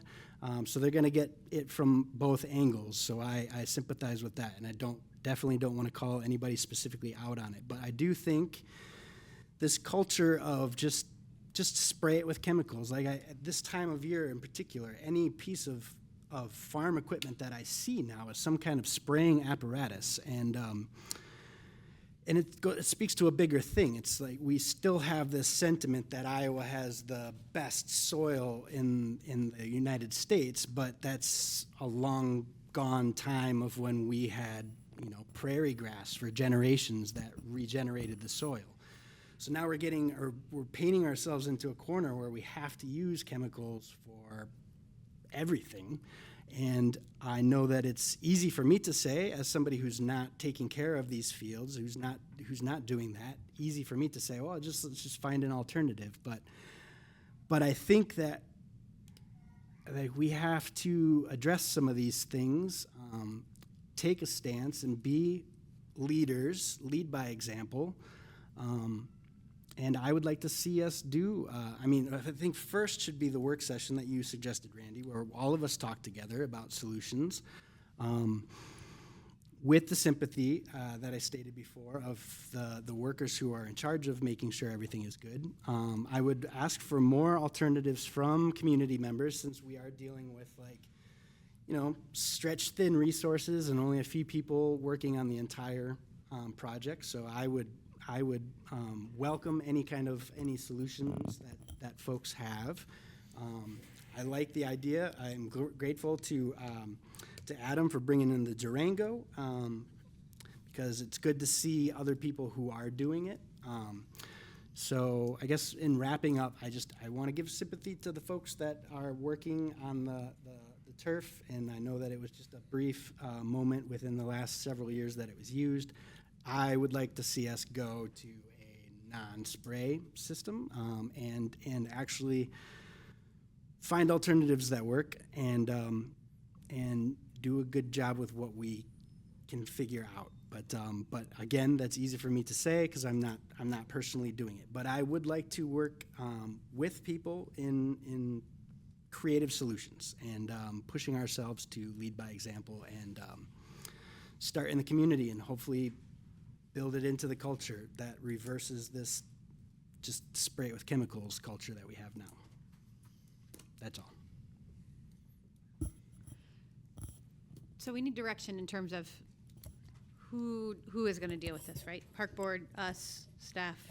I mean, Well, we'll that- start citywide with a policy, take some of the conversation here, work with John largely, Mark, of course, and Mike, our Public Works Director. You know, a lot of discussion here on parks, and not like again, when we do vinegar-based, non-selective treatments, those are all sidewalk, that sort of application. But this is a policy that could apply over the public works departments as well. So we'll work at getting something started as a draft for discussion of council at the next. Do you want it at the next work session in June, which is the fire station municipal building discussion? Double up that one? No? Okay. Would that be June 29th? 22nd. It's chamber golf outing. I'm aware. Okay. They always pick the Monday. Oh, there, I and thought you were it's trying to suggest June 1st. I mean, you're talking about the second week in June or the first No, meeting? no, no. Yeah, fourth Monday. Oh, got it, work session. I'm like, no, I don't want you to have it done in 2 weeks. Okay. Yeah, oh, God, I no. thought you were offering 2 weeks. I'm like, what? No. Yeah, and next week, Monday, Memorial Day, that's the last one of the month, so. So June work session, which is also fire station? Yep, that are into July. I think that June's going to be tough. Yeah. The fire station is going to eat up everything, and that's on our agenda already. I also feel like community members who are expressing concern, I think if we could proactively communicate with them about any potential spraying plans in the meantime, that would be helpful too. And so I hope staff is hearing clear direction that if there's any plans to spray further, that we want really forthright and clear notice to the community. And I guess while I'm saying that, I'll say one more thing about staff. Like, I heard tonight, and I've heard from others in the community a desire, like, well, how do we have accountability for this? How do we identify who's responsible? I want to be really clear that the council's responsible for choices that are made in the city by our staff. That we are the ones who hire the staff, and we support the staff, and we set policy. And sometimes when the city messes up, it calls our attention to a new policy we need to set or new direction that we give. But we're the ones who are responsible for the fact that herbicide was applied to Will Baker Park, not any staff member. So going forward, it's our responsibility to see if we can do better. And that's always true, and there's always an opportunity to do better. So I hope staff didn't hear this as personal criticism or criticism of the choices or any of that this is an opportunity for us to look forward and see if we can even better align what our city does with our values. But in the meantime, if you want someone to blame, my email's on the website. So Blame Steve. If you guys want to do any homework and find alternative methods and places or like things that people are utilizing, you can send it to me. Or I mean, probably can send it to anybody, but like Steve's volunteering for the harassment, I'm volunteering for the homework. If anybody wants to send that, I can put that together and bring it to the work session. And yeah, also community members defend if there's bald patches in the field, you know why, and I don't know, defend it, I guess. I don't know what I'm saying with that, but that's all. If anybody has any creative solutions and alternatives, please send them my way. I feel like I appreciate what Steve said. I'm going to say one more thing. This isn't a blaming. I don't feel like anyone should be blamed. I really don't. I mean, I think that like the streetlights downtown, we're all doing the best we can with the tools that we have, and we are all tasked with doing a lot of great things for our community, and that's why we have policy. That's why we learn as we go and we do things. So I guess I hope no one's feeling that someone needs to be blamed or held accountable, because I think everyone's doing the best job they can with the resources that they have, and I'm proud of our Parks Department, and I think we have a lot to learn every day, and we're learning about streetlights and we're learning about sprays, always trying to be better than we were the day before. So. Okay, nothing further? All right, we'll go back up to item 5, the consent agenda. Oh, and I want to pull something. Because the meeting's not long enough, I'd really like to pull something out of the consent agenda. I'd like to pull Amazon hubs out of the consent agenda, setting the public hearing. Item H, correct? Emily? What? Item H? Oh, item H, yes, sorry. Okay, all right. Item H will be pulled from the consent agenda. So the consent agenda, minutes of the April 27th, 2026 special meeting, minutes of the April 27th, 2026 work session, minutes of the May 4th, 2026 city council meeting, claims, C3 design permit application for Decorah Public Library at 202 Winnebago Street, F, resolution authorizing application for the Iowa Homeland Security and Emergency Management Flood Mitigation Assistance Grant Program and Levy Improvement Fund. G, open dedicated bank account for the 2026 bonds proceeds. I, resolution setting public hearing amending Title 16 subdivisions of the Decorah Municipal Code regarding performance bond section 16.04.200. J, resolution setting a public hearing on proposed plans and specifications, estimate of cost, and proposed form of contract for the construction of the Decorah Athletic Complex field lighting project and directing the project engineer to post notices for taking of bids. K, resolution approving depositories and not to exceed amounts for the City of Decorah funds. L, Decorah Athletic Complex pay application number 2. M, Pulpit Rock Campground entrance pay application number 1 final. N, new Class C retail alcohol license, Magpie Incorporated. O, renewal of retail tobacco license, Backwater Spirits LLC. P, renewal of retail tobacco license, Casey's 1591 401 College Drive. Q, renewal of retail tobacco license, Casey's 2183 1807 Old Stage Road. R, renewal of retail tobacco license, Decorah Vape and Smoke. S, renewal of device retailer license, Decorah Vape and Smoke. T, renewal of retail tobacco license, Decorah Mart. U, Pulpit to Pulpit Charity 5K and 1 mile walk special event application, July 4th, 2026. V, Crater Run special event application, June 6th, 2026. W, Live on Winnebago special application, September 26, 2026. Little. And X, Decorah Pride Festival special event application, October 10th, 2026.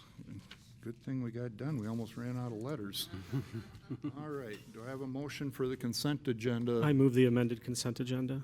I'll second. Moved and seconded by Zittergrun, seconded by Whittle. Cody. Roll call. Zittergren. Aye. Whittle. Aye. Bergen. Aye. Chisel. Aye. Neal. Aye. Parker. Aye. Ms. Lunick. Aye. Very good. Passes unanimously. Thank you.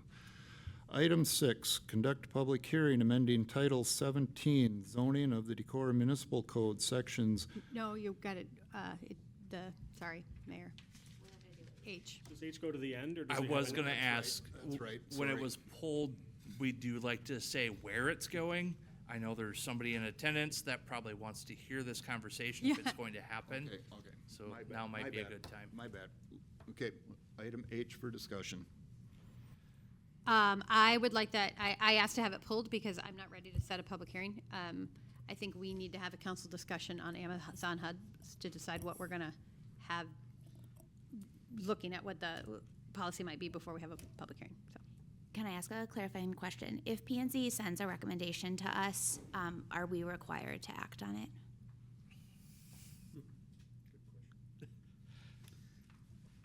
I don't know that there's a requirement to take action on it.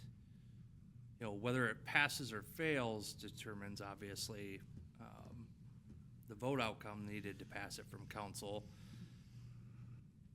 But I don't believe there's a provision that requires council take up something that has been passed. No, it's not like it's a rezoning. Right.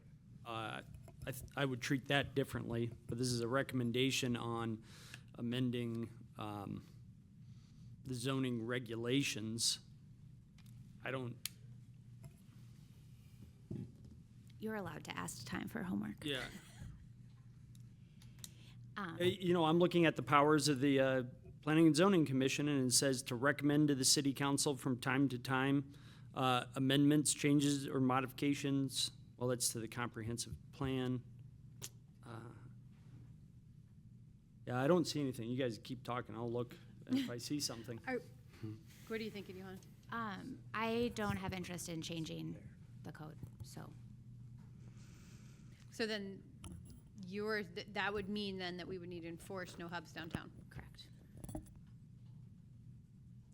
Or anywhere, quite Any- frankly, but, because right now they're not allowed anywhere. Yeah, I mean, that's why I'm not ready to make on their recommendation, but I think it's unfair not to discuss them anywhere in the city, given that we have some. So I feel like we need to have an Amazon hub discussion. I'm open to discussion for sure. Yeah. I don't want to vote tonight to set a public hearing on the recommendation set to us from P&Z because I'm not in agreement with it. Oh, okay, well then, I agree with that, but I think then, Travis, do we have to send it back to P&Z, or do we just send it to us to discuss? Well, P&Z would have to make a recommendation. So if it's material, I'm gonna play attorney while John's reading. If it's materially different than what P&Z has already recommended, then it does need to go back to P&Z for them to first provide the recommendation, either vote up or down, and then it would come back to council, and that determines whether it's a simple majority or a supermajority required from council. Is it possible to do a co-work session with P&Z? This process took forever. Yeah, I would love a God co-work bless session on this. them, but like, I do not understand why this is still being talked about. And so I really Who was there? yes. I remember. I'm really leery to just send P&Z back to work without more guidance. And my hesitation, I agree with Johanna, actually, a joint P&Z meeting would be fantastic because I'm reluctant to set any C3 ordinance change or C3 code change without an overlay of the downtown district. I want that first. So if we're gonna make a policy for C3, I want to change the downtown designation in that C3 with an overlay first. So that's why I don't want to vote on this, because to me, I don't want to look at the downtown with the entire C3. Or, I mean, we're not going to set the public hearing, so I guess, yeah. So do we table it for further discussion, or do we send it back to P&Z with the recommendation that we have a joint work session? I would say, then John could chime in. I would say, it sounds like the two that have spoken do not want to see it in its current state pass at all. I haven't heard from other council members. I would almost put a motion out there in the affirmative to see if it passes or fails, and then if it fails, that's a clear indication this needs to go back to P and Z, and then we can do the joint work session. Because otherwise, if it's tabled, it's just hanging out there as action that they've taken. I don't want to send it to P and Z without a council joint session. So Right. if that'll No, and I'm happen, not- okay. Yeah, but I'm saying, as opposed to tabling it, Okay. I mean, it's clear from, So move for the motion and then vote it down. And part of the motion, send it back to P and Z. and that's my, I've only heard from 2 council members on their thoughts, so. I guess my real question with conditional use permits, is there a time that if we don't act on it, that it just is? Like, are you saying, is there a danger to grandfathering, sort of? Yeah. There isn't Because I conditional use. know other states that if you don't act on a conditional use permit within 60 days, that conditional use permit is just automatically granted. Yeah, so this ordinance actually creates the conditional use permit, so this, not quite the same. Gotcha. Yeah, and it would not, there's a lot of talk about, well, this is grandfathered in because it's existed prior to, and I'm not talking this specific one, but even other situations. Well, there's even a difference between legal, non-conforming, which is the actual term for grandfathered. There's legal non-conforming, meaning the rules changed, making you non-conforming, and then there's illegal non-conforming, which is we did it and code never allowed us to do it in the first place. I am uniquely, and I don't want to say frustrated, but I am concerned that we have essentially open violation of code, and this has taken a really long time to figure out. I feel really bad for our businesses who are just hanging by like a ledge of like, what's going to happen here? And so I don't want to just keep kicking this can down the road. I actually want something to happen. I just don't want P&Z's recommendation to happen. So that's whatever the fastest way to have this discussion and set a policy that works. Of course, if you vote it down, of course, then the rules apply as far as if after reconsideration, people like what's here, then your rules about reconsideration apply. And there is a time limit on that. 2 regular meetings, so you could potentially have a joint work session with P and Z. Their regularly scheduled meeting next month on the 8th includes historic preservation is going to be there. They're going to talk about the C3 district and what that shape looks like, about creating its own district, so that's part of the conversation. Perfect. With historic preservation. If you wanted to vote it down as a clear indication that you're not accepting of the current one as it stands, it could be a joint, I mean, I could throw council on there too, on the agenda post.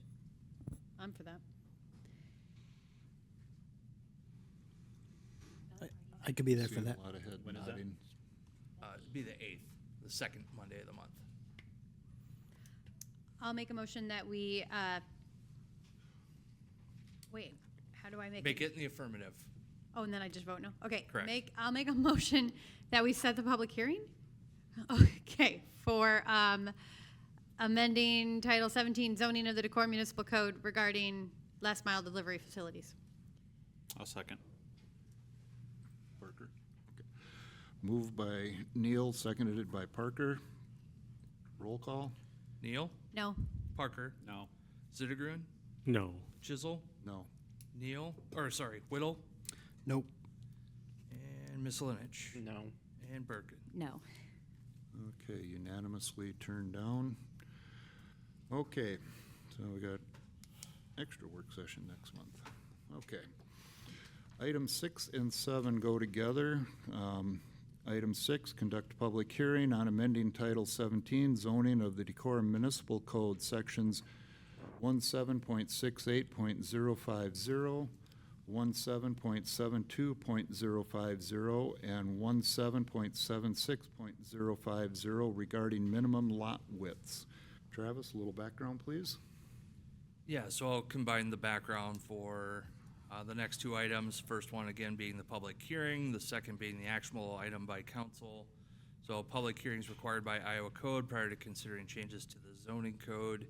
This hearing was set at the April 20th meeting, published in the May 7th edition of the Decorah Leader. We've had no written comments or objections received at this time.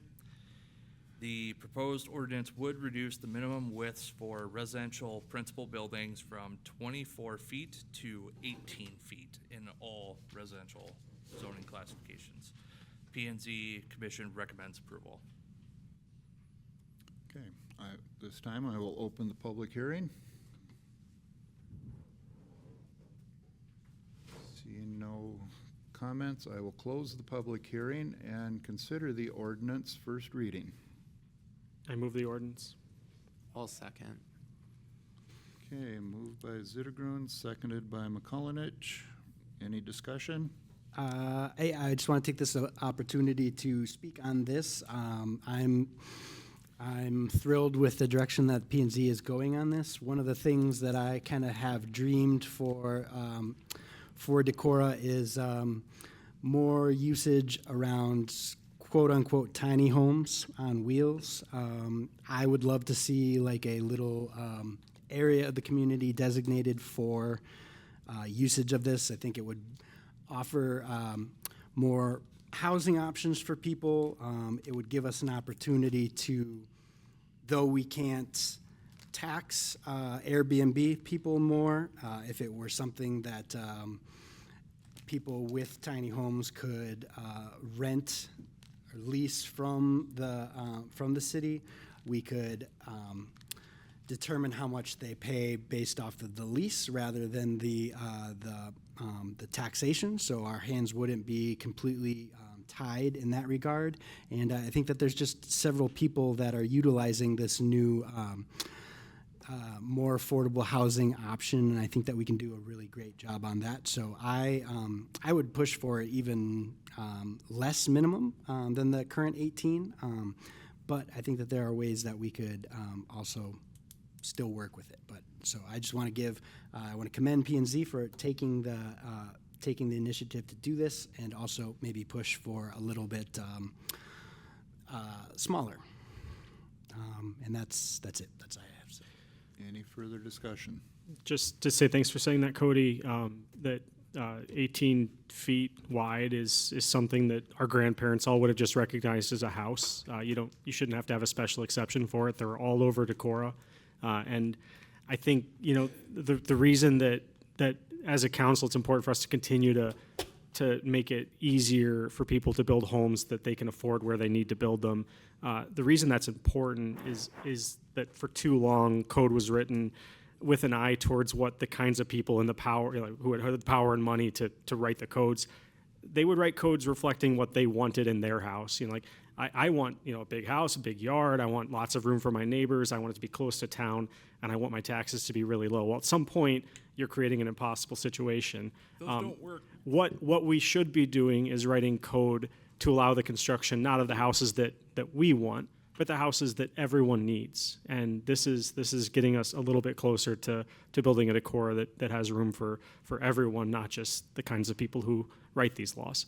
And I think that's really important. So I applaud this work, and I'm with Cody that I hope it continues. So thanks to staff, thanks to P&Z. Okay, any further comments? Roll call. Zittergrun? Aye. Ms. Linich? Aye. Chisel? Aye. Whittle? Aye. Neal? Aye. Parker? Aye. Bergen? Aye. Okay, unanimously passes.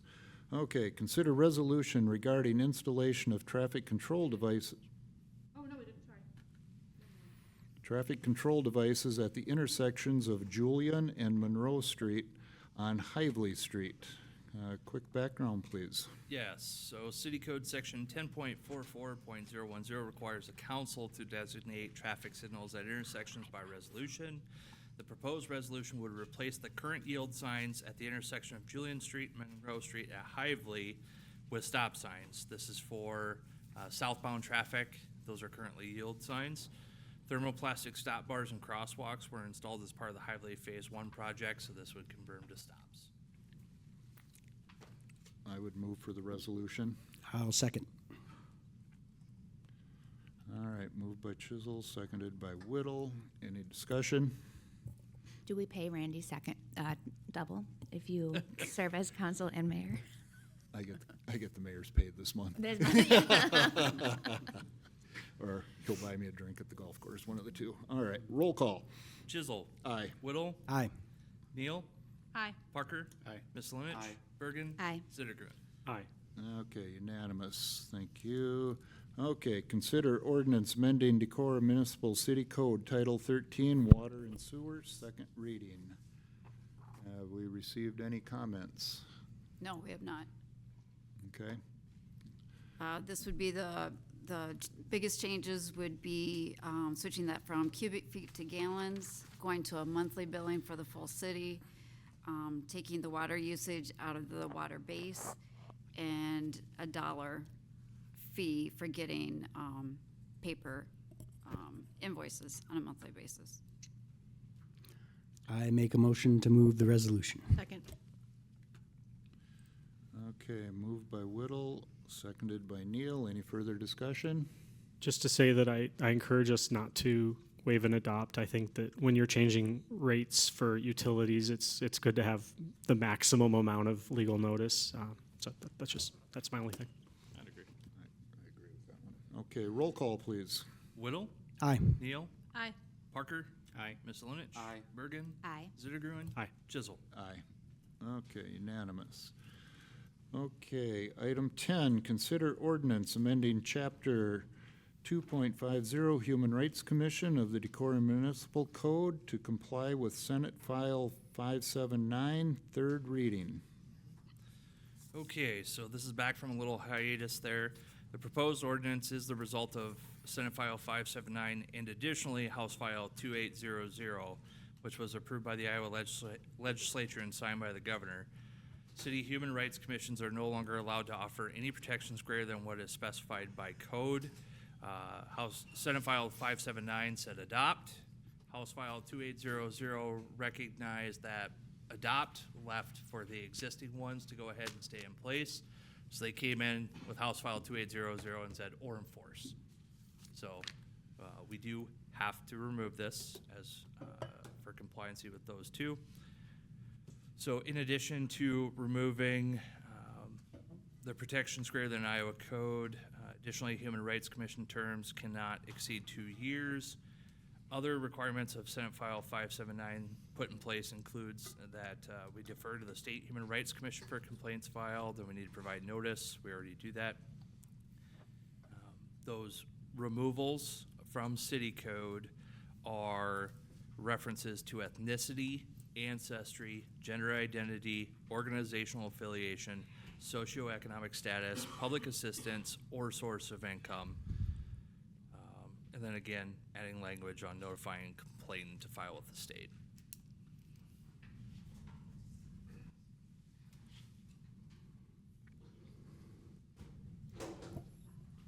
I move the stupid ordinance. I move it. I do. I move it. I'll second. Moved by Zittergren, seconded by Parker. Discussion and adopt. Yeah, move and adopt. So I'll just not to give to repeat what I said last time, but I'll just say that America's Promise has always extended the umbrella of society's protection and the rights and privileges of belonging to society, rights and privileges that in living memory weren't extended to people sitting at this table and in this room and who are in this community. And I think that the state government's choice to ensure that no city offers civil protections to any group that's not automatic or that's not specifically designated by state law as being worthy of protection is odious and robs communities of one of the most fundamental rights that I think communities has, which is the right to say to folks, you know, you're not only welcome here, but you're a full contributing member, and we extend to you our protections as a community. I don't think that this makes Decorah stronger or better.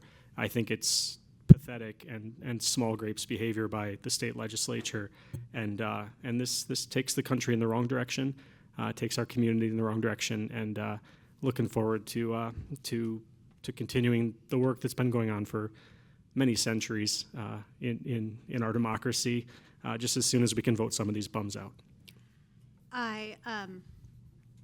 I will continue to vote no on this measure, and I will not In any way, shape, or form, vote to remove protections for the people and citizens of Decorah. And if that means that I would have to go to the Supreme Court, or we would have to go to the Supreme Court to guarantee that right, then I think that's a battle worth having.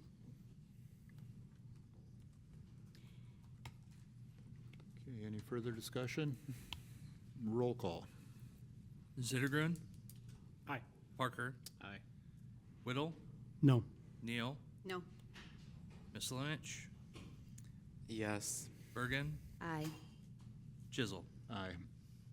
Okay, 5-2.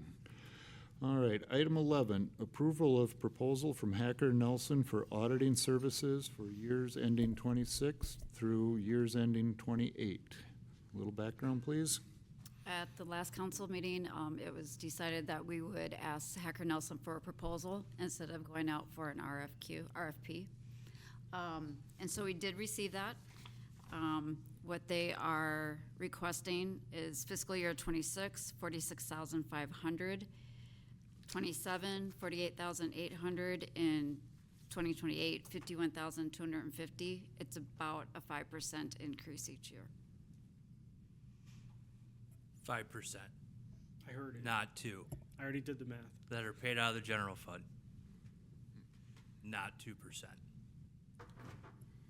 Again, Not that's not against- a, that's a comment not against Hacker Nelson and their proposal, but it's about the reality of the expenses we as a city face, that 2% is not workable. Thanks for that reminder. Yeah, I wanted to just make sure that was clear. And then, but staff, we really don't think we'd see much difference if we did go out for an RFP. And we would probably have very few, if any, responses. I note the 2% and I move to approve the motion. Or I make a motion to approve. Second.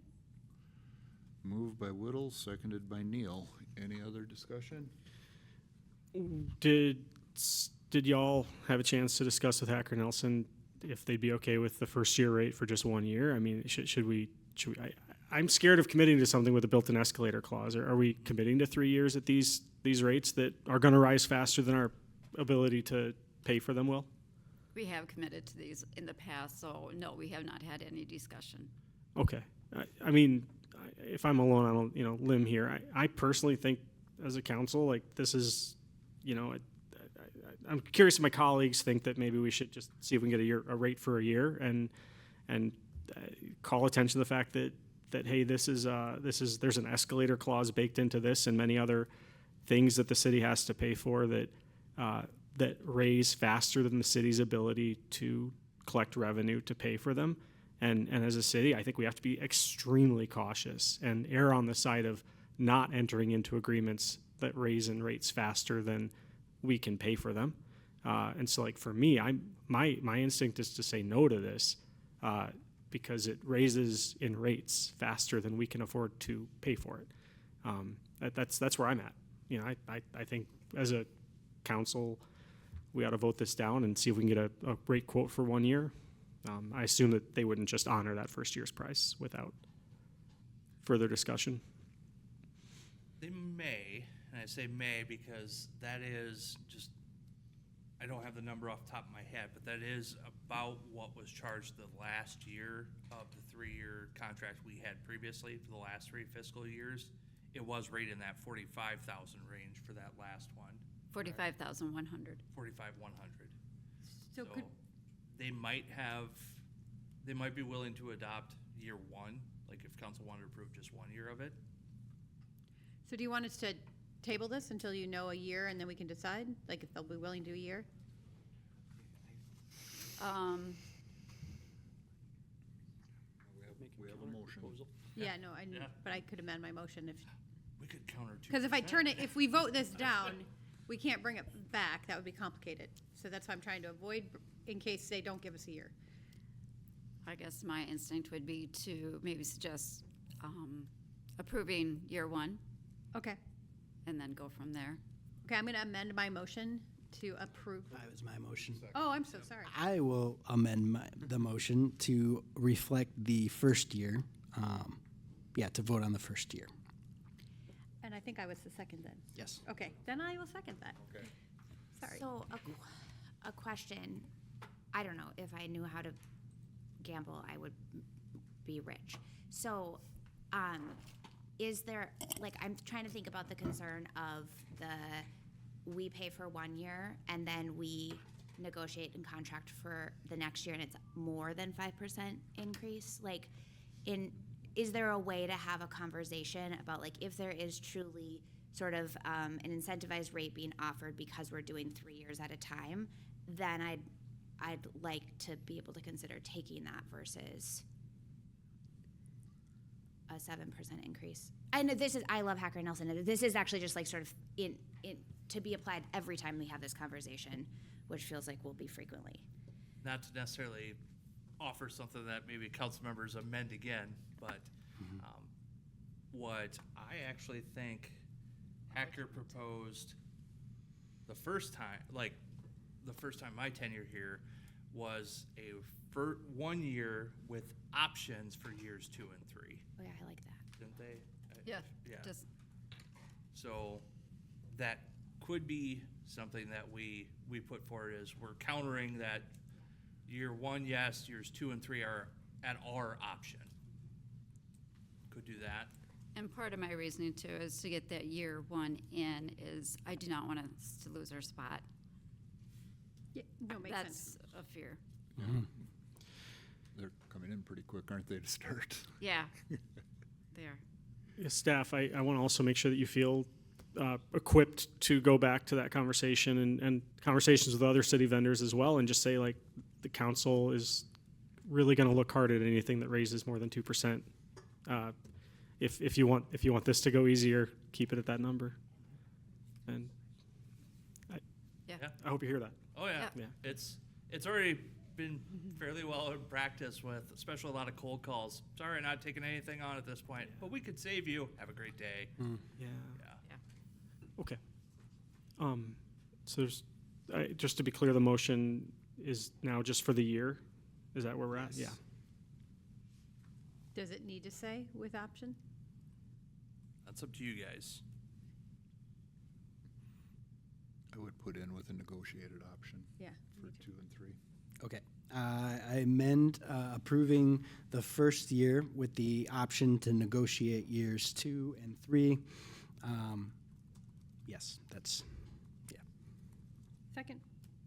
Okay, so been moved and seconded to approve the first year and enter negotiations for options for years 2 and 3.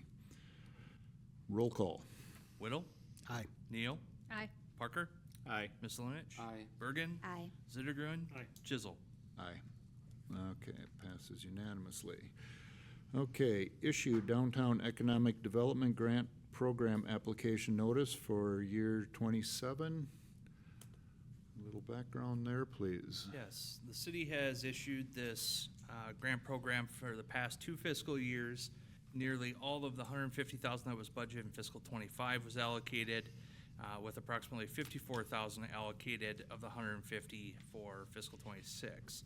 The fiscal '27 budget was prepared with another $150,000 allocation, half hotel motel, council contingency, the other half sustainability funds. Staff would recommend issuance of fiscal year '27, but make it known that it is likely the city will suspend this program after this year until the effects of Senate File 2472, the property tax bill, are known.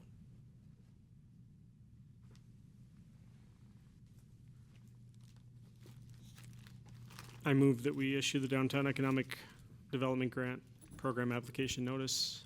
for I'll fiscal second. 27. Okay, moved by Zittergrun, seconded by McCullinich.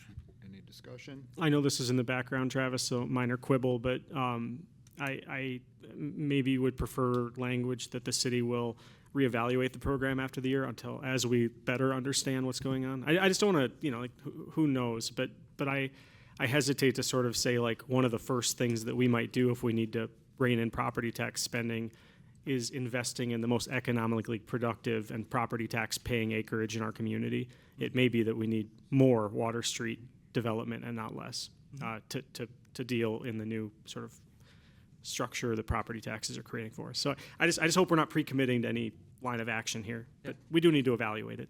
Yeah, and that's, I did insert the word likely, but we set the bar down here, so if we do award, then people are like, yay, city. Or wait, they don't do that.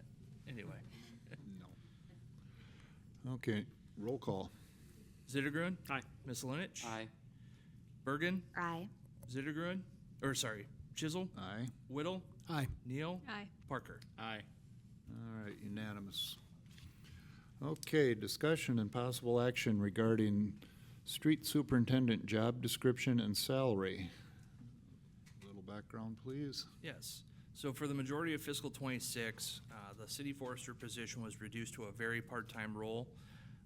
For fiscal '27, if the forester was full-time, that salary would have been just shy of $70,000. With additional part-time help at the yard waste site, $7,500 for a total of about $77,000. The forester, as a result of that reduction to extremely part-time, will make around $17,500 with that status change. The city has also added 3 cameras at the yard waste site, and we are not hiring additional part-time help to monitor the site. Instead, we're using the cameras and leaving the yard waste site unlocked. But we will pursue and prosecute, so make it be known. And it's also very easy to revert to putting a lock back on if people misbehave.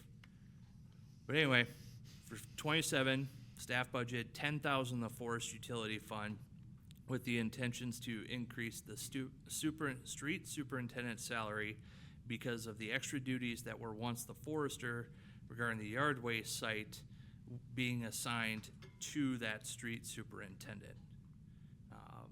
I skipped forward a little bit, but the reduction in the operating costs that I described above is about $59,000. So we did budget $10,000 and said, here's street superintendent, here are your responsibilities.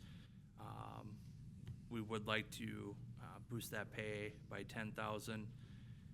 The public works director and the city manager also support this potential move. That would put that street superintendent position to $87,263.23 for fiscal '27. It's important to note no adjustment would be made to the scale of the street superintendent as a result. So we're not adjusting the scale up, we are moving that person up within the scale. If council remembers the personnel pay plan and there's a range, this just moves them up in that scale. I make a motion that we increase street superintendent job description and salary by the $10,000. And thank you. I'll second. Okay, it's been moved by Neal, seconded by Chisel. Any discussion? I Go ahead. just have a question. What does misbehavior look like for the yard waste? Is it just people leaving trash, or Largely leaving trash, but we actually, last year, maybe 2 years ago, we did have a county resident that gained access to, they checked out a key, gave a city address, it was like a mother-in-law or something like that, and then dropped off, I believe it was semi-loads, plural, of trees that they had cut down on their rural property in the yard waste site. And when we chip that material, I want to say it was like $60,000 that we spent last year in grindings and everything for the contractor to come in. So that's an extreme example. That but individual had to come take that.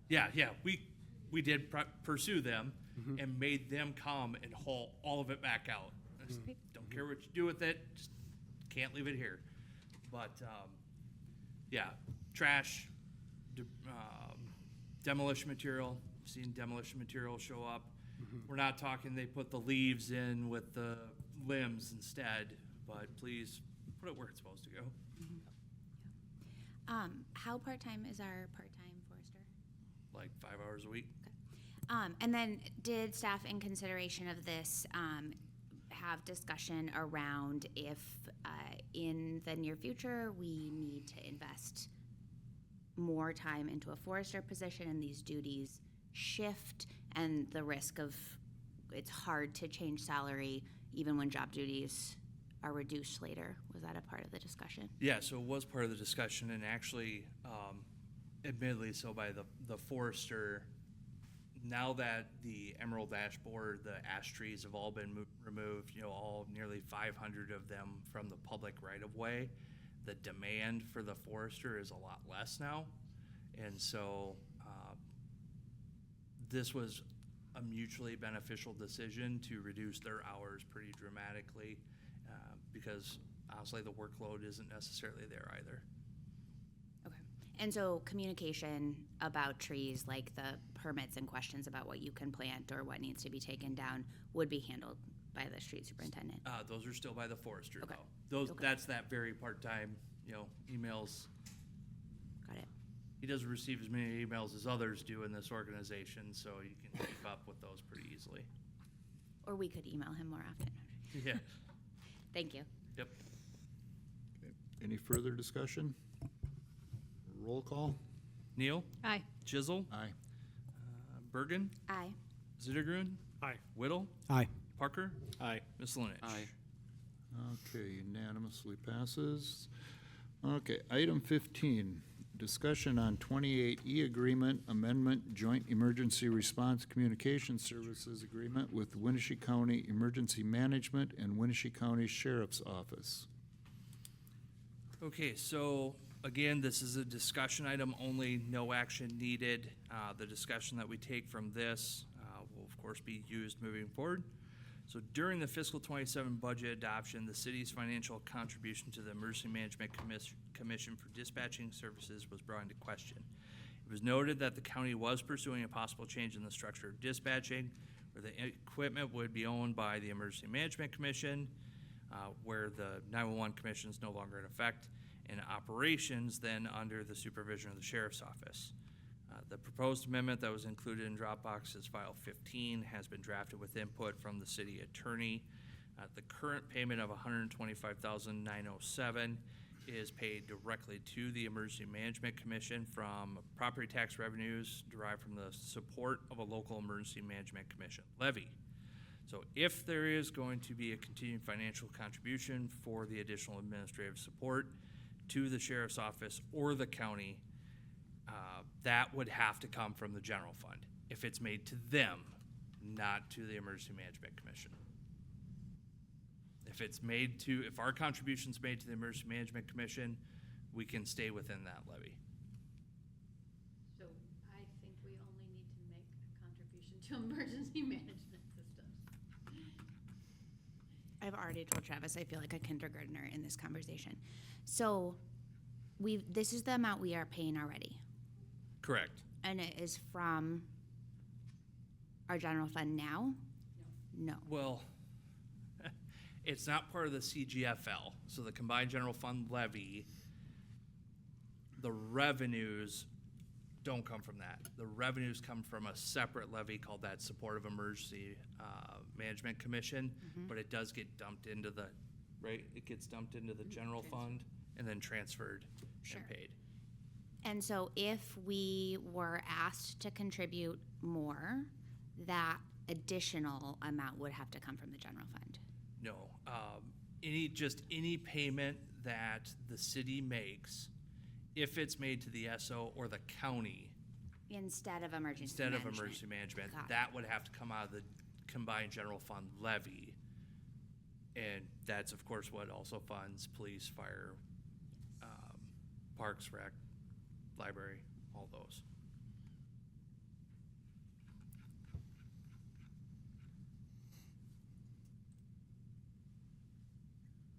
Guys, I know it's so late, but I really don't get it.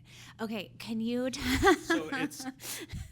Well, can you tell me like the quick version of how this has changed, right? Because our contribution between city and county has. We've always given the Emergency Management Commission funds Yep. for dispatching services. Mm-hmm. The question that came up is the sheriff's office is taking over dispatch. And I brought it up. This seems kind of like a creative, mildly shady way to use that fund to tax Decorah residents to give to the county and sheriff's office to operate dispatch service through the emergency management funnel. So dispatch was under emergency management and is now shifting to sheriff? Yes. And Decorah residents already pay county taxes for sheriff duties. I mean, we already pay as a Winnebago County resident for the sheriff's office and all of the duties that they take on, correct? Yeah, so, and there's been, I mean, so like I said before, you know, years ago, Decorah had dispatch services and operated the dispatch. Decorah should not have had dispatch services. It should have been a county function. That was before my time that I was there. And the fact that it went from the county, from the city to the county made a lot of sense. Do I think that it makes more sense at the sheriff's office? I kind of do. I do, and I think I brought that up the last time, that I think it makes more sense to the sheriff's office, because normally, I mean, every once in a while you see emergency management. A lot of bigger communities have emergency management. I think Marshalltown has emergency management that operates their dispatch services, right? And so you see those bigger communities that have these emergency management operated dispatch services, but historically, counties like our size, it's usually the sheriff's office. You know, one of the things that I've always had to, you know, question is, you know, the city of Decorah pays $125,000 provides IT services and gives them a place in the city building for nothing. And that's a pretty good deal. But not necessarily for us. And I look at, too, other communities that pay for those dispatching services. Obviously, there's a varied, wide difference in those costs, but that's a lot for a community our size to pay for dispatching services, where it should just be a county levy that the county just levies county citizens for that service. And that's just always been, I just think it's, you know, and if they were to do that, yeah, that affects their levying capacity and able to do other things, but I just think, be it legal, yes, shady, yes, that we are using the Emergency Management Commission as a pass-through to fund a sheriff's office entity. That's my only, you know, hiccup on it. So I guess I would like to see a conversation with the county sheriff, whoever needs to be in that, in terms of dispatch services. If it's moving to the sheriff's office, then can the county just levy the county, all of the county, including Decorah, for the dispatch services at the sheriff's office? I mean, now the sheriff's office is taking on an extra responsibility, so therefore raise county taxes to do it, as opposed to the city of Decorah using the emergency management levy in order to do it, right? I mean, that's what I said. At least explore. Yeah. And, you know, and I know the theory when Decorah had dispatch, Decorah couldn't levy the entire county, so sheriff's office had to, you know, pitch in to make it, which was a bad situation. And, you know, there was a lot of heartburn back then because, you know, as the current sheriff now, was taxation without representation, which, if anything, if this 2080 agreement came through, I really would like to see our chief as an advisor on that if we're paying that much money for that dispatch service, right? But I do think that the way it happened, and even that email from Sean Snyder indicated back between 2015 and 18, it was a wrong, bad setup back then. And now it's a bad setup now. And I just think it could just be cleaned up that, hey, this is a county service. County, take it on. The county, it should be a county service. But utilizing emergency management funds, it just seems a creative use to tax Decorah residents. I don't know if that makes sense. Thank you. That cleared up a lot for me, too. Yep. I also agree, conversation with the county on taxation through county, and also any payments made go directly to the emergency fund, right? The emergency Management Commission? Thank you, yes. Well, I think it is really that we're gonna stop levying for dispatch services with our emergency management fund and ask the county to start taxing the county what they need to pay for dispatch. Yeah. Is that right? Regardless if the Decorah Police Department was here or not, those calls are still coming through. Right. I mean, and we should pay as county residents to the county for dispatch. Yeah. Decorah is just thankful enough that we have a police department that can answer those calls opposed to the county having to. And that's just how I look at it. And, you know, and I've challenged you to find a community our size comparable, you know, and a lot of times, like, you know, we use where our chief came from, Marshall County, Marshall County, their emergency management levies for it. And I just think it makes sense. But I'm one vote, so just throwing that. I love any solution that involves the county taxing everyone to pay for a service that everyone in the county uses and needs. I think that's kind of what you're saying. Correct, yeah. I understand the pushback from, you know, people in the county and emergency management commissioner and others is it's always been done this way. You know, like is there more of an argument to that? The second question I have is so, I mean, I guess what I'd like from staff is, like, what's the best argument that actually the city of Decorah should pay in addition to what it pays, the citizens pay through the county-wide levies, that we should pay an additional fee? Does having a police department really require $126,000 a year worth of extra work from dispatch plus the value of the room and board? Not board, I guess we're not really feeding them, room. Yeah, there's always food down there. People like them down there, so they get food all the time. Sure. Best argument as to why the city should pay more is the argument they make right now is that it's administrative calls that dispatch handles, like when the farmer's market calls them on a Saturday morning and says, hey, we don't have power here, I need Travis Ketkin's cell phone number, and then they give it to him. And so Travis gets a phone, like, it's those type of things that dispatch isn't required to handle because it's not 911. The dispatcher could say, I don't know, call the city of Decorah.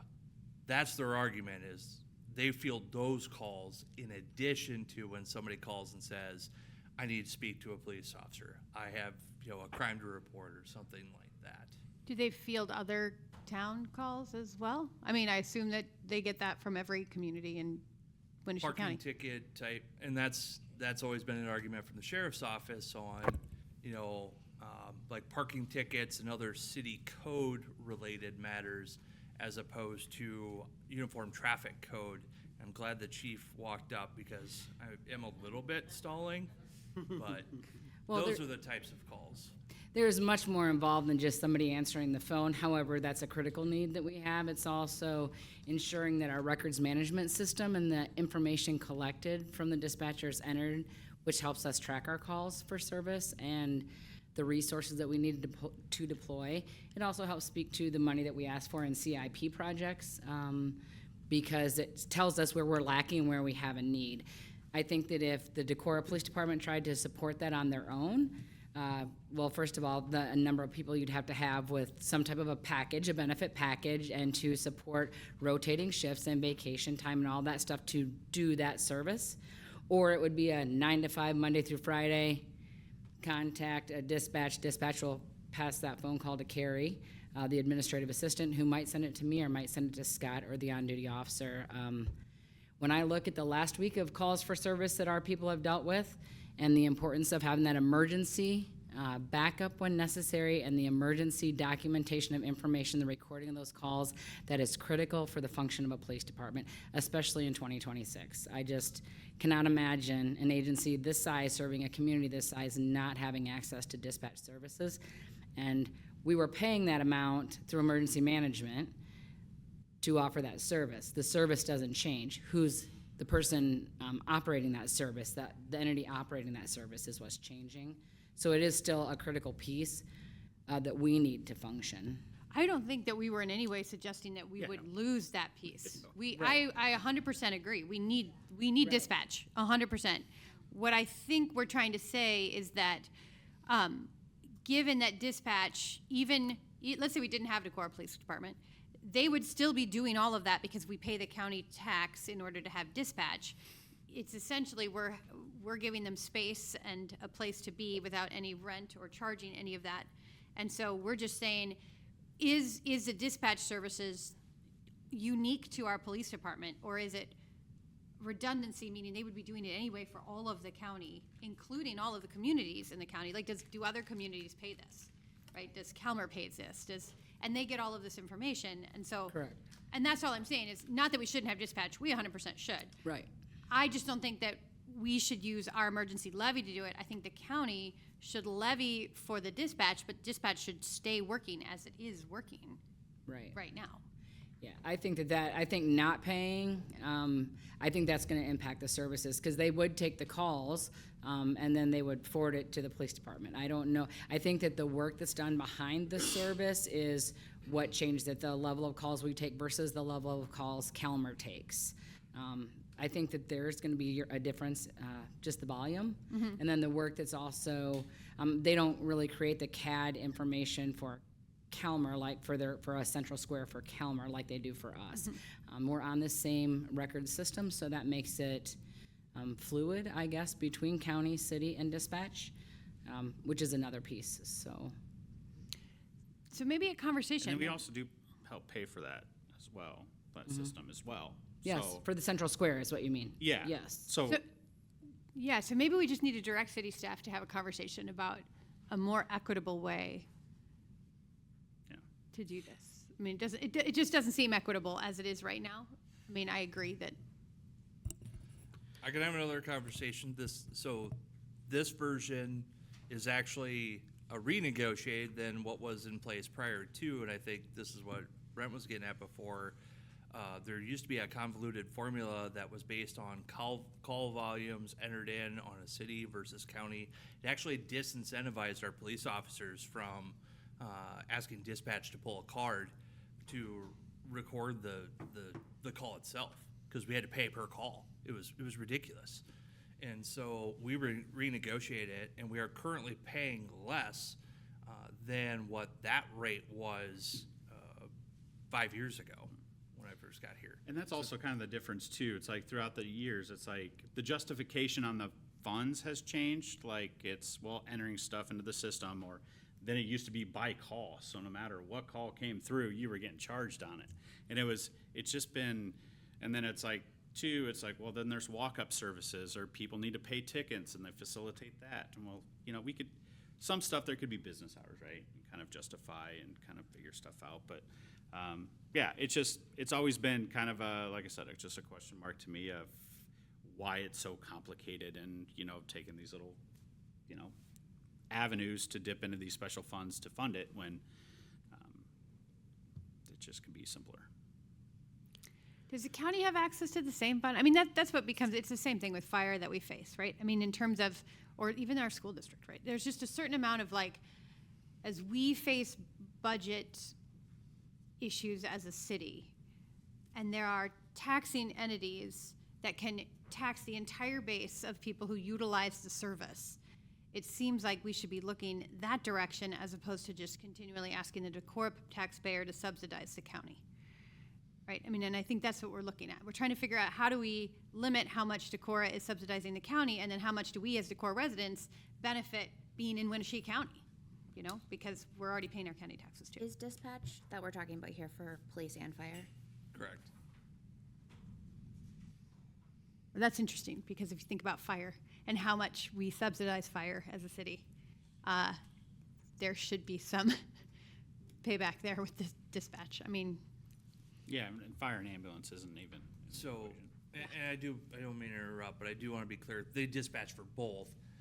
This, the agreement that's currently in place, they don't have anything in there about fire calls. They treat all fire, whether it's here, Spillville, Ridgeway, Calmer, they treat them as their own, because they don't have, like here, we have a direct administrative line for the fire station. So the county is paying for fire and ambulance calls, not using this money out of their taxing authority. Ambulance calls and fire calls across the county, yes, you could argue. Now, can you clearly differentiate which dollar goes to where? Not really. how is this calculated? Like $126,000? Is that just a remnant of the old number, like that was based on a per call thing, or how do you get to 126? And was the fair market rental value of the space taken off of the number that we otherwise were expected to contribute? So I believe it's been 4 years, maybe it was 3 years ago, that we renegotiated that number and started with a baseline. Council approved this agreement, here's the number, and it did have an inflator baked into it of 3% or the CPI. Whichever is greater. Yeah. As the Social Security October publication. Is that, yeah. Well, not October, it's the first time they didn't publish it because of the federal shutdown. So October's the only, anyway. November though was 3%, yes. And how the $127,000 number come to be? So that original number that was negotiated 4 years ago, just that annual escalator on top of it, that's where it's at today, is the 127. The original number before the escalation, was that based in anything real, or was it just a number? That was a number. Okay. That was why my net. I think City of Decorah residents deserve a real accounting for why their number is supposed to be $126,000, in addition to 25% of all the county supplemental emergency management funds collected, because 25% of the valuation in this county is in city limits. So already, every time the county collects a property tax dollar to support the dispatch center, 1/4 of that dollar is being paid by Decorah residents to support the dispatch center. If we're responsible for like way more than 1/4 of the work, I feel like there's an argument to be had here. But to me, it just kind of sounds like our negotiating partners want things to hew to the old way as long as it's benefiting them. You know, like this doesn't seem fair to me. Am I crazy? Am I wrong? I'm looking at the alternative that if we did have our own dispatch, now granted that's a step that's way further. The city of Oldwine just had lunch with my colleague there.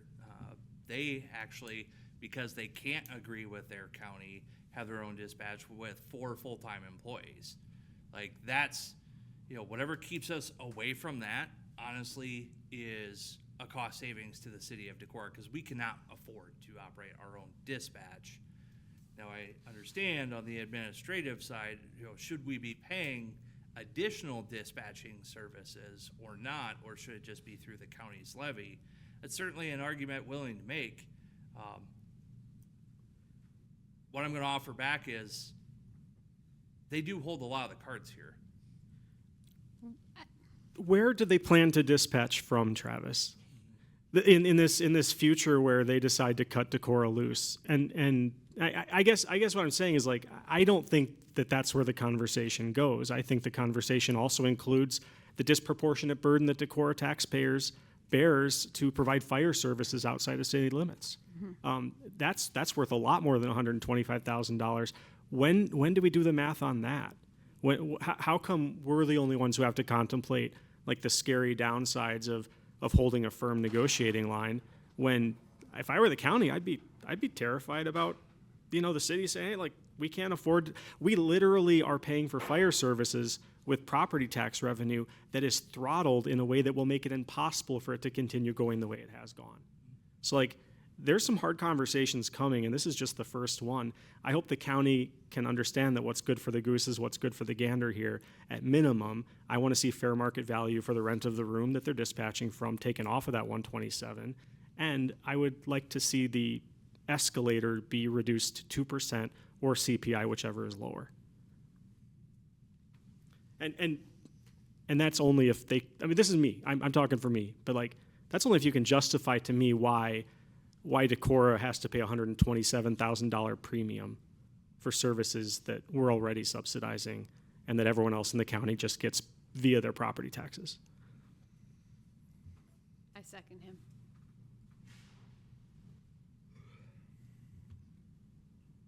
Sounds like another work session.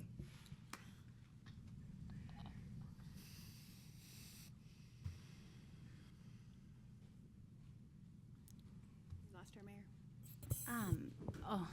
I was like, why are we all being quiet? You're letting me think. I appreciate it.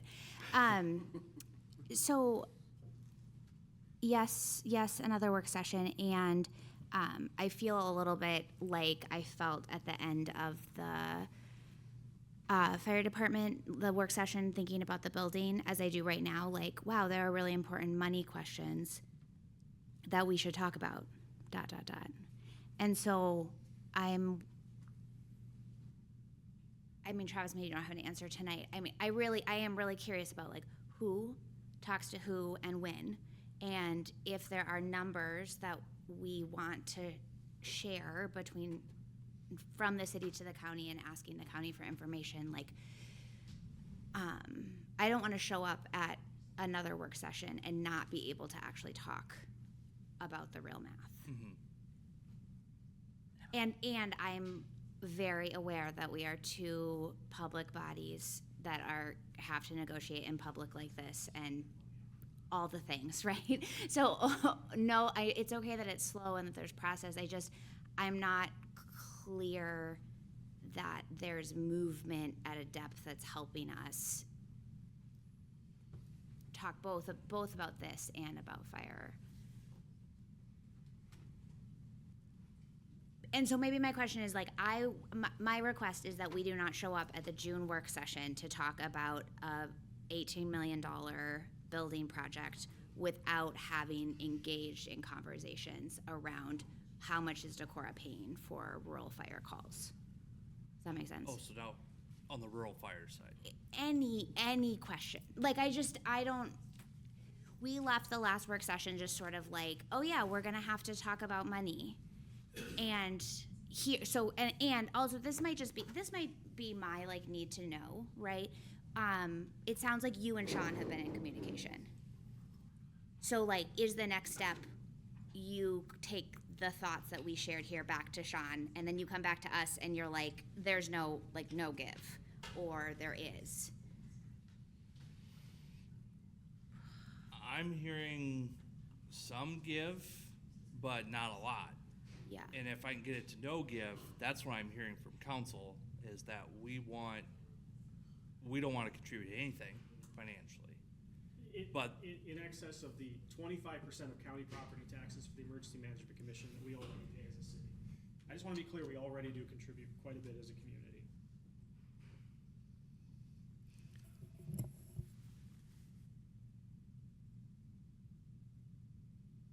Is there a timeline for this 20E having to be decided upon? Well, the current one's in place for another 2 years. I was just gonna look. So we don't have to solve this in the next 45 days.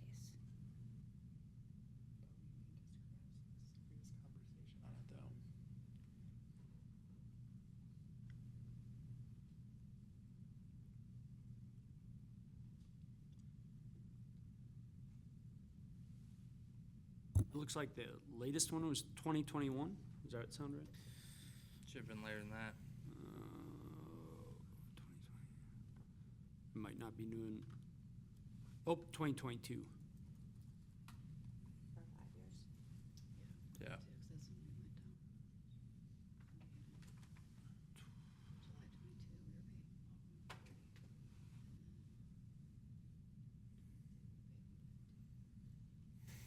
So Carrie pulled up the numbers over here in 22, July of 22, that payment was 139,000, and then the first payment that we made under the new amended agreement was 115. Yeah. And the agreement's perpetual, but of course there's a termination provision, and then it has that escalator through fiscal year 29. And in 29, but yeah, it's 4% each year.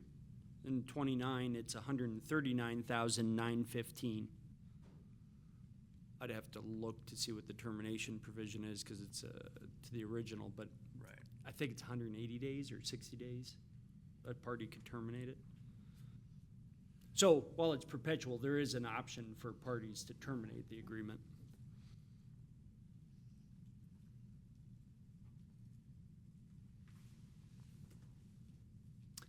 it looks like it's 12 months' notice, if I'm patching together all the amendments.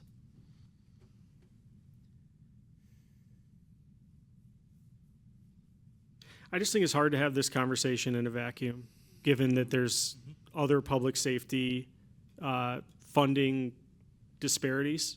I could definitely imagine a world where it was totally reasonable for Decorah to tax our residents an additional amount to support the administrative burden that having a police department creates in excess of the baseline 911, workload.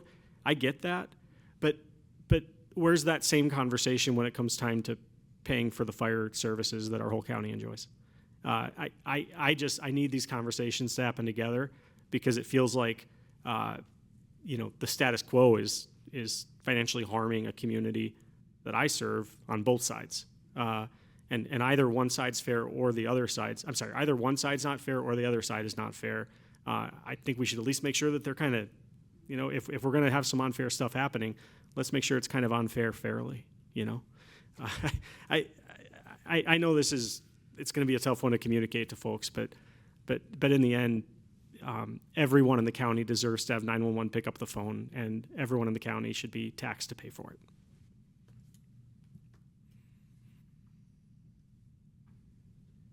So Next step. Invite EMA and the sheriff to the June work session and stack Can the there- fire station with this. Is there an option between us talking across town on microphones with each other and having a joint work session? Because I actually think that this conversation for me is information I want for the June work session. So is there I don't know, Brent and Steve, you sounded great. Can you guys go talk to Dan and Sean, and Travis can come along? How can we work this in some way? We need questions answered. We need to feel people out. We need to get answers to these questions about what they feel like isn't fair and what we feel like isn't fair. And we're not doing that right now. Can we start that work session at 4:30 and catch Sean before he heads back to Fort? And put him on the top of the agenda, or this discussion on the top?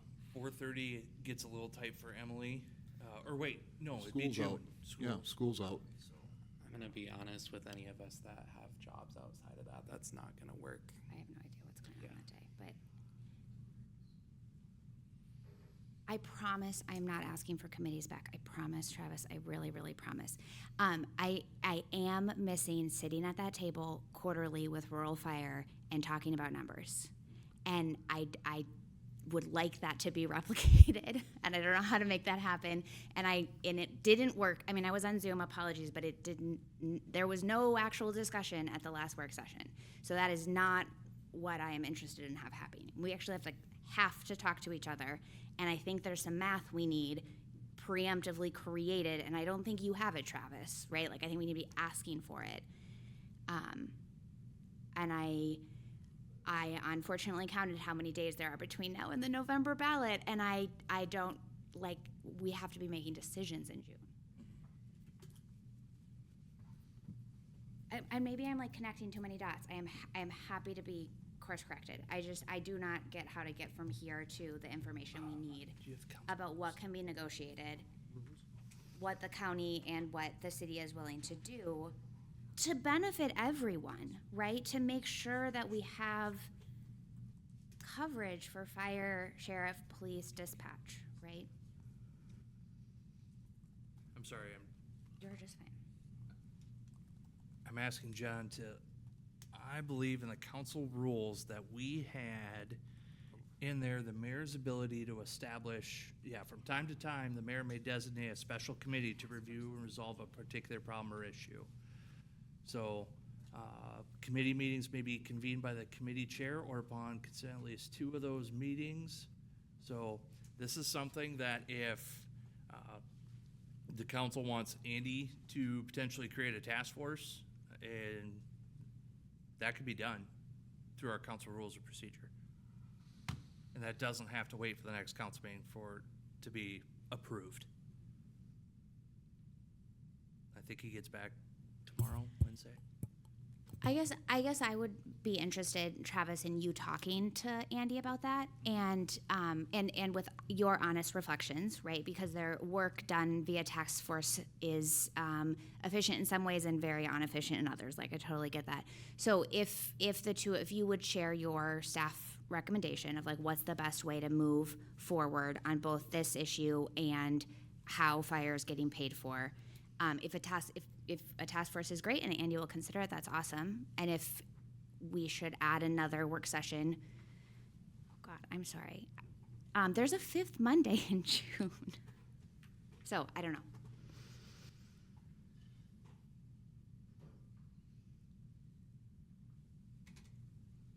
Okay, I'll talk with Andy about getting a special committee established to talk about this. I know myself, I'll be involved with that, attend meetings of that committee.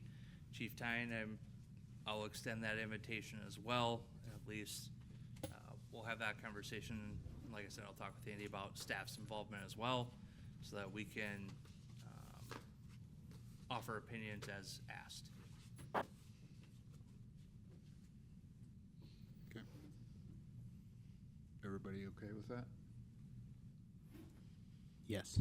All right, moving on to item 17, board and commission vacancies. We have 2 on sustainability and 1 on the tree board. Any other matters to come before the council this evening? I will move for adjournment.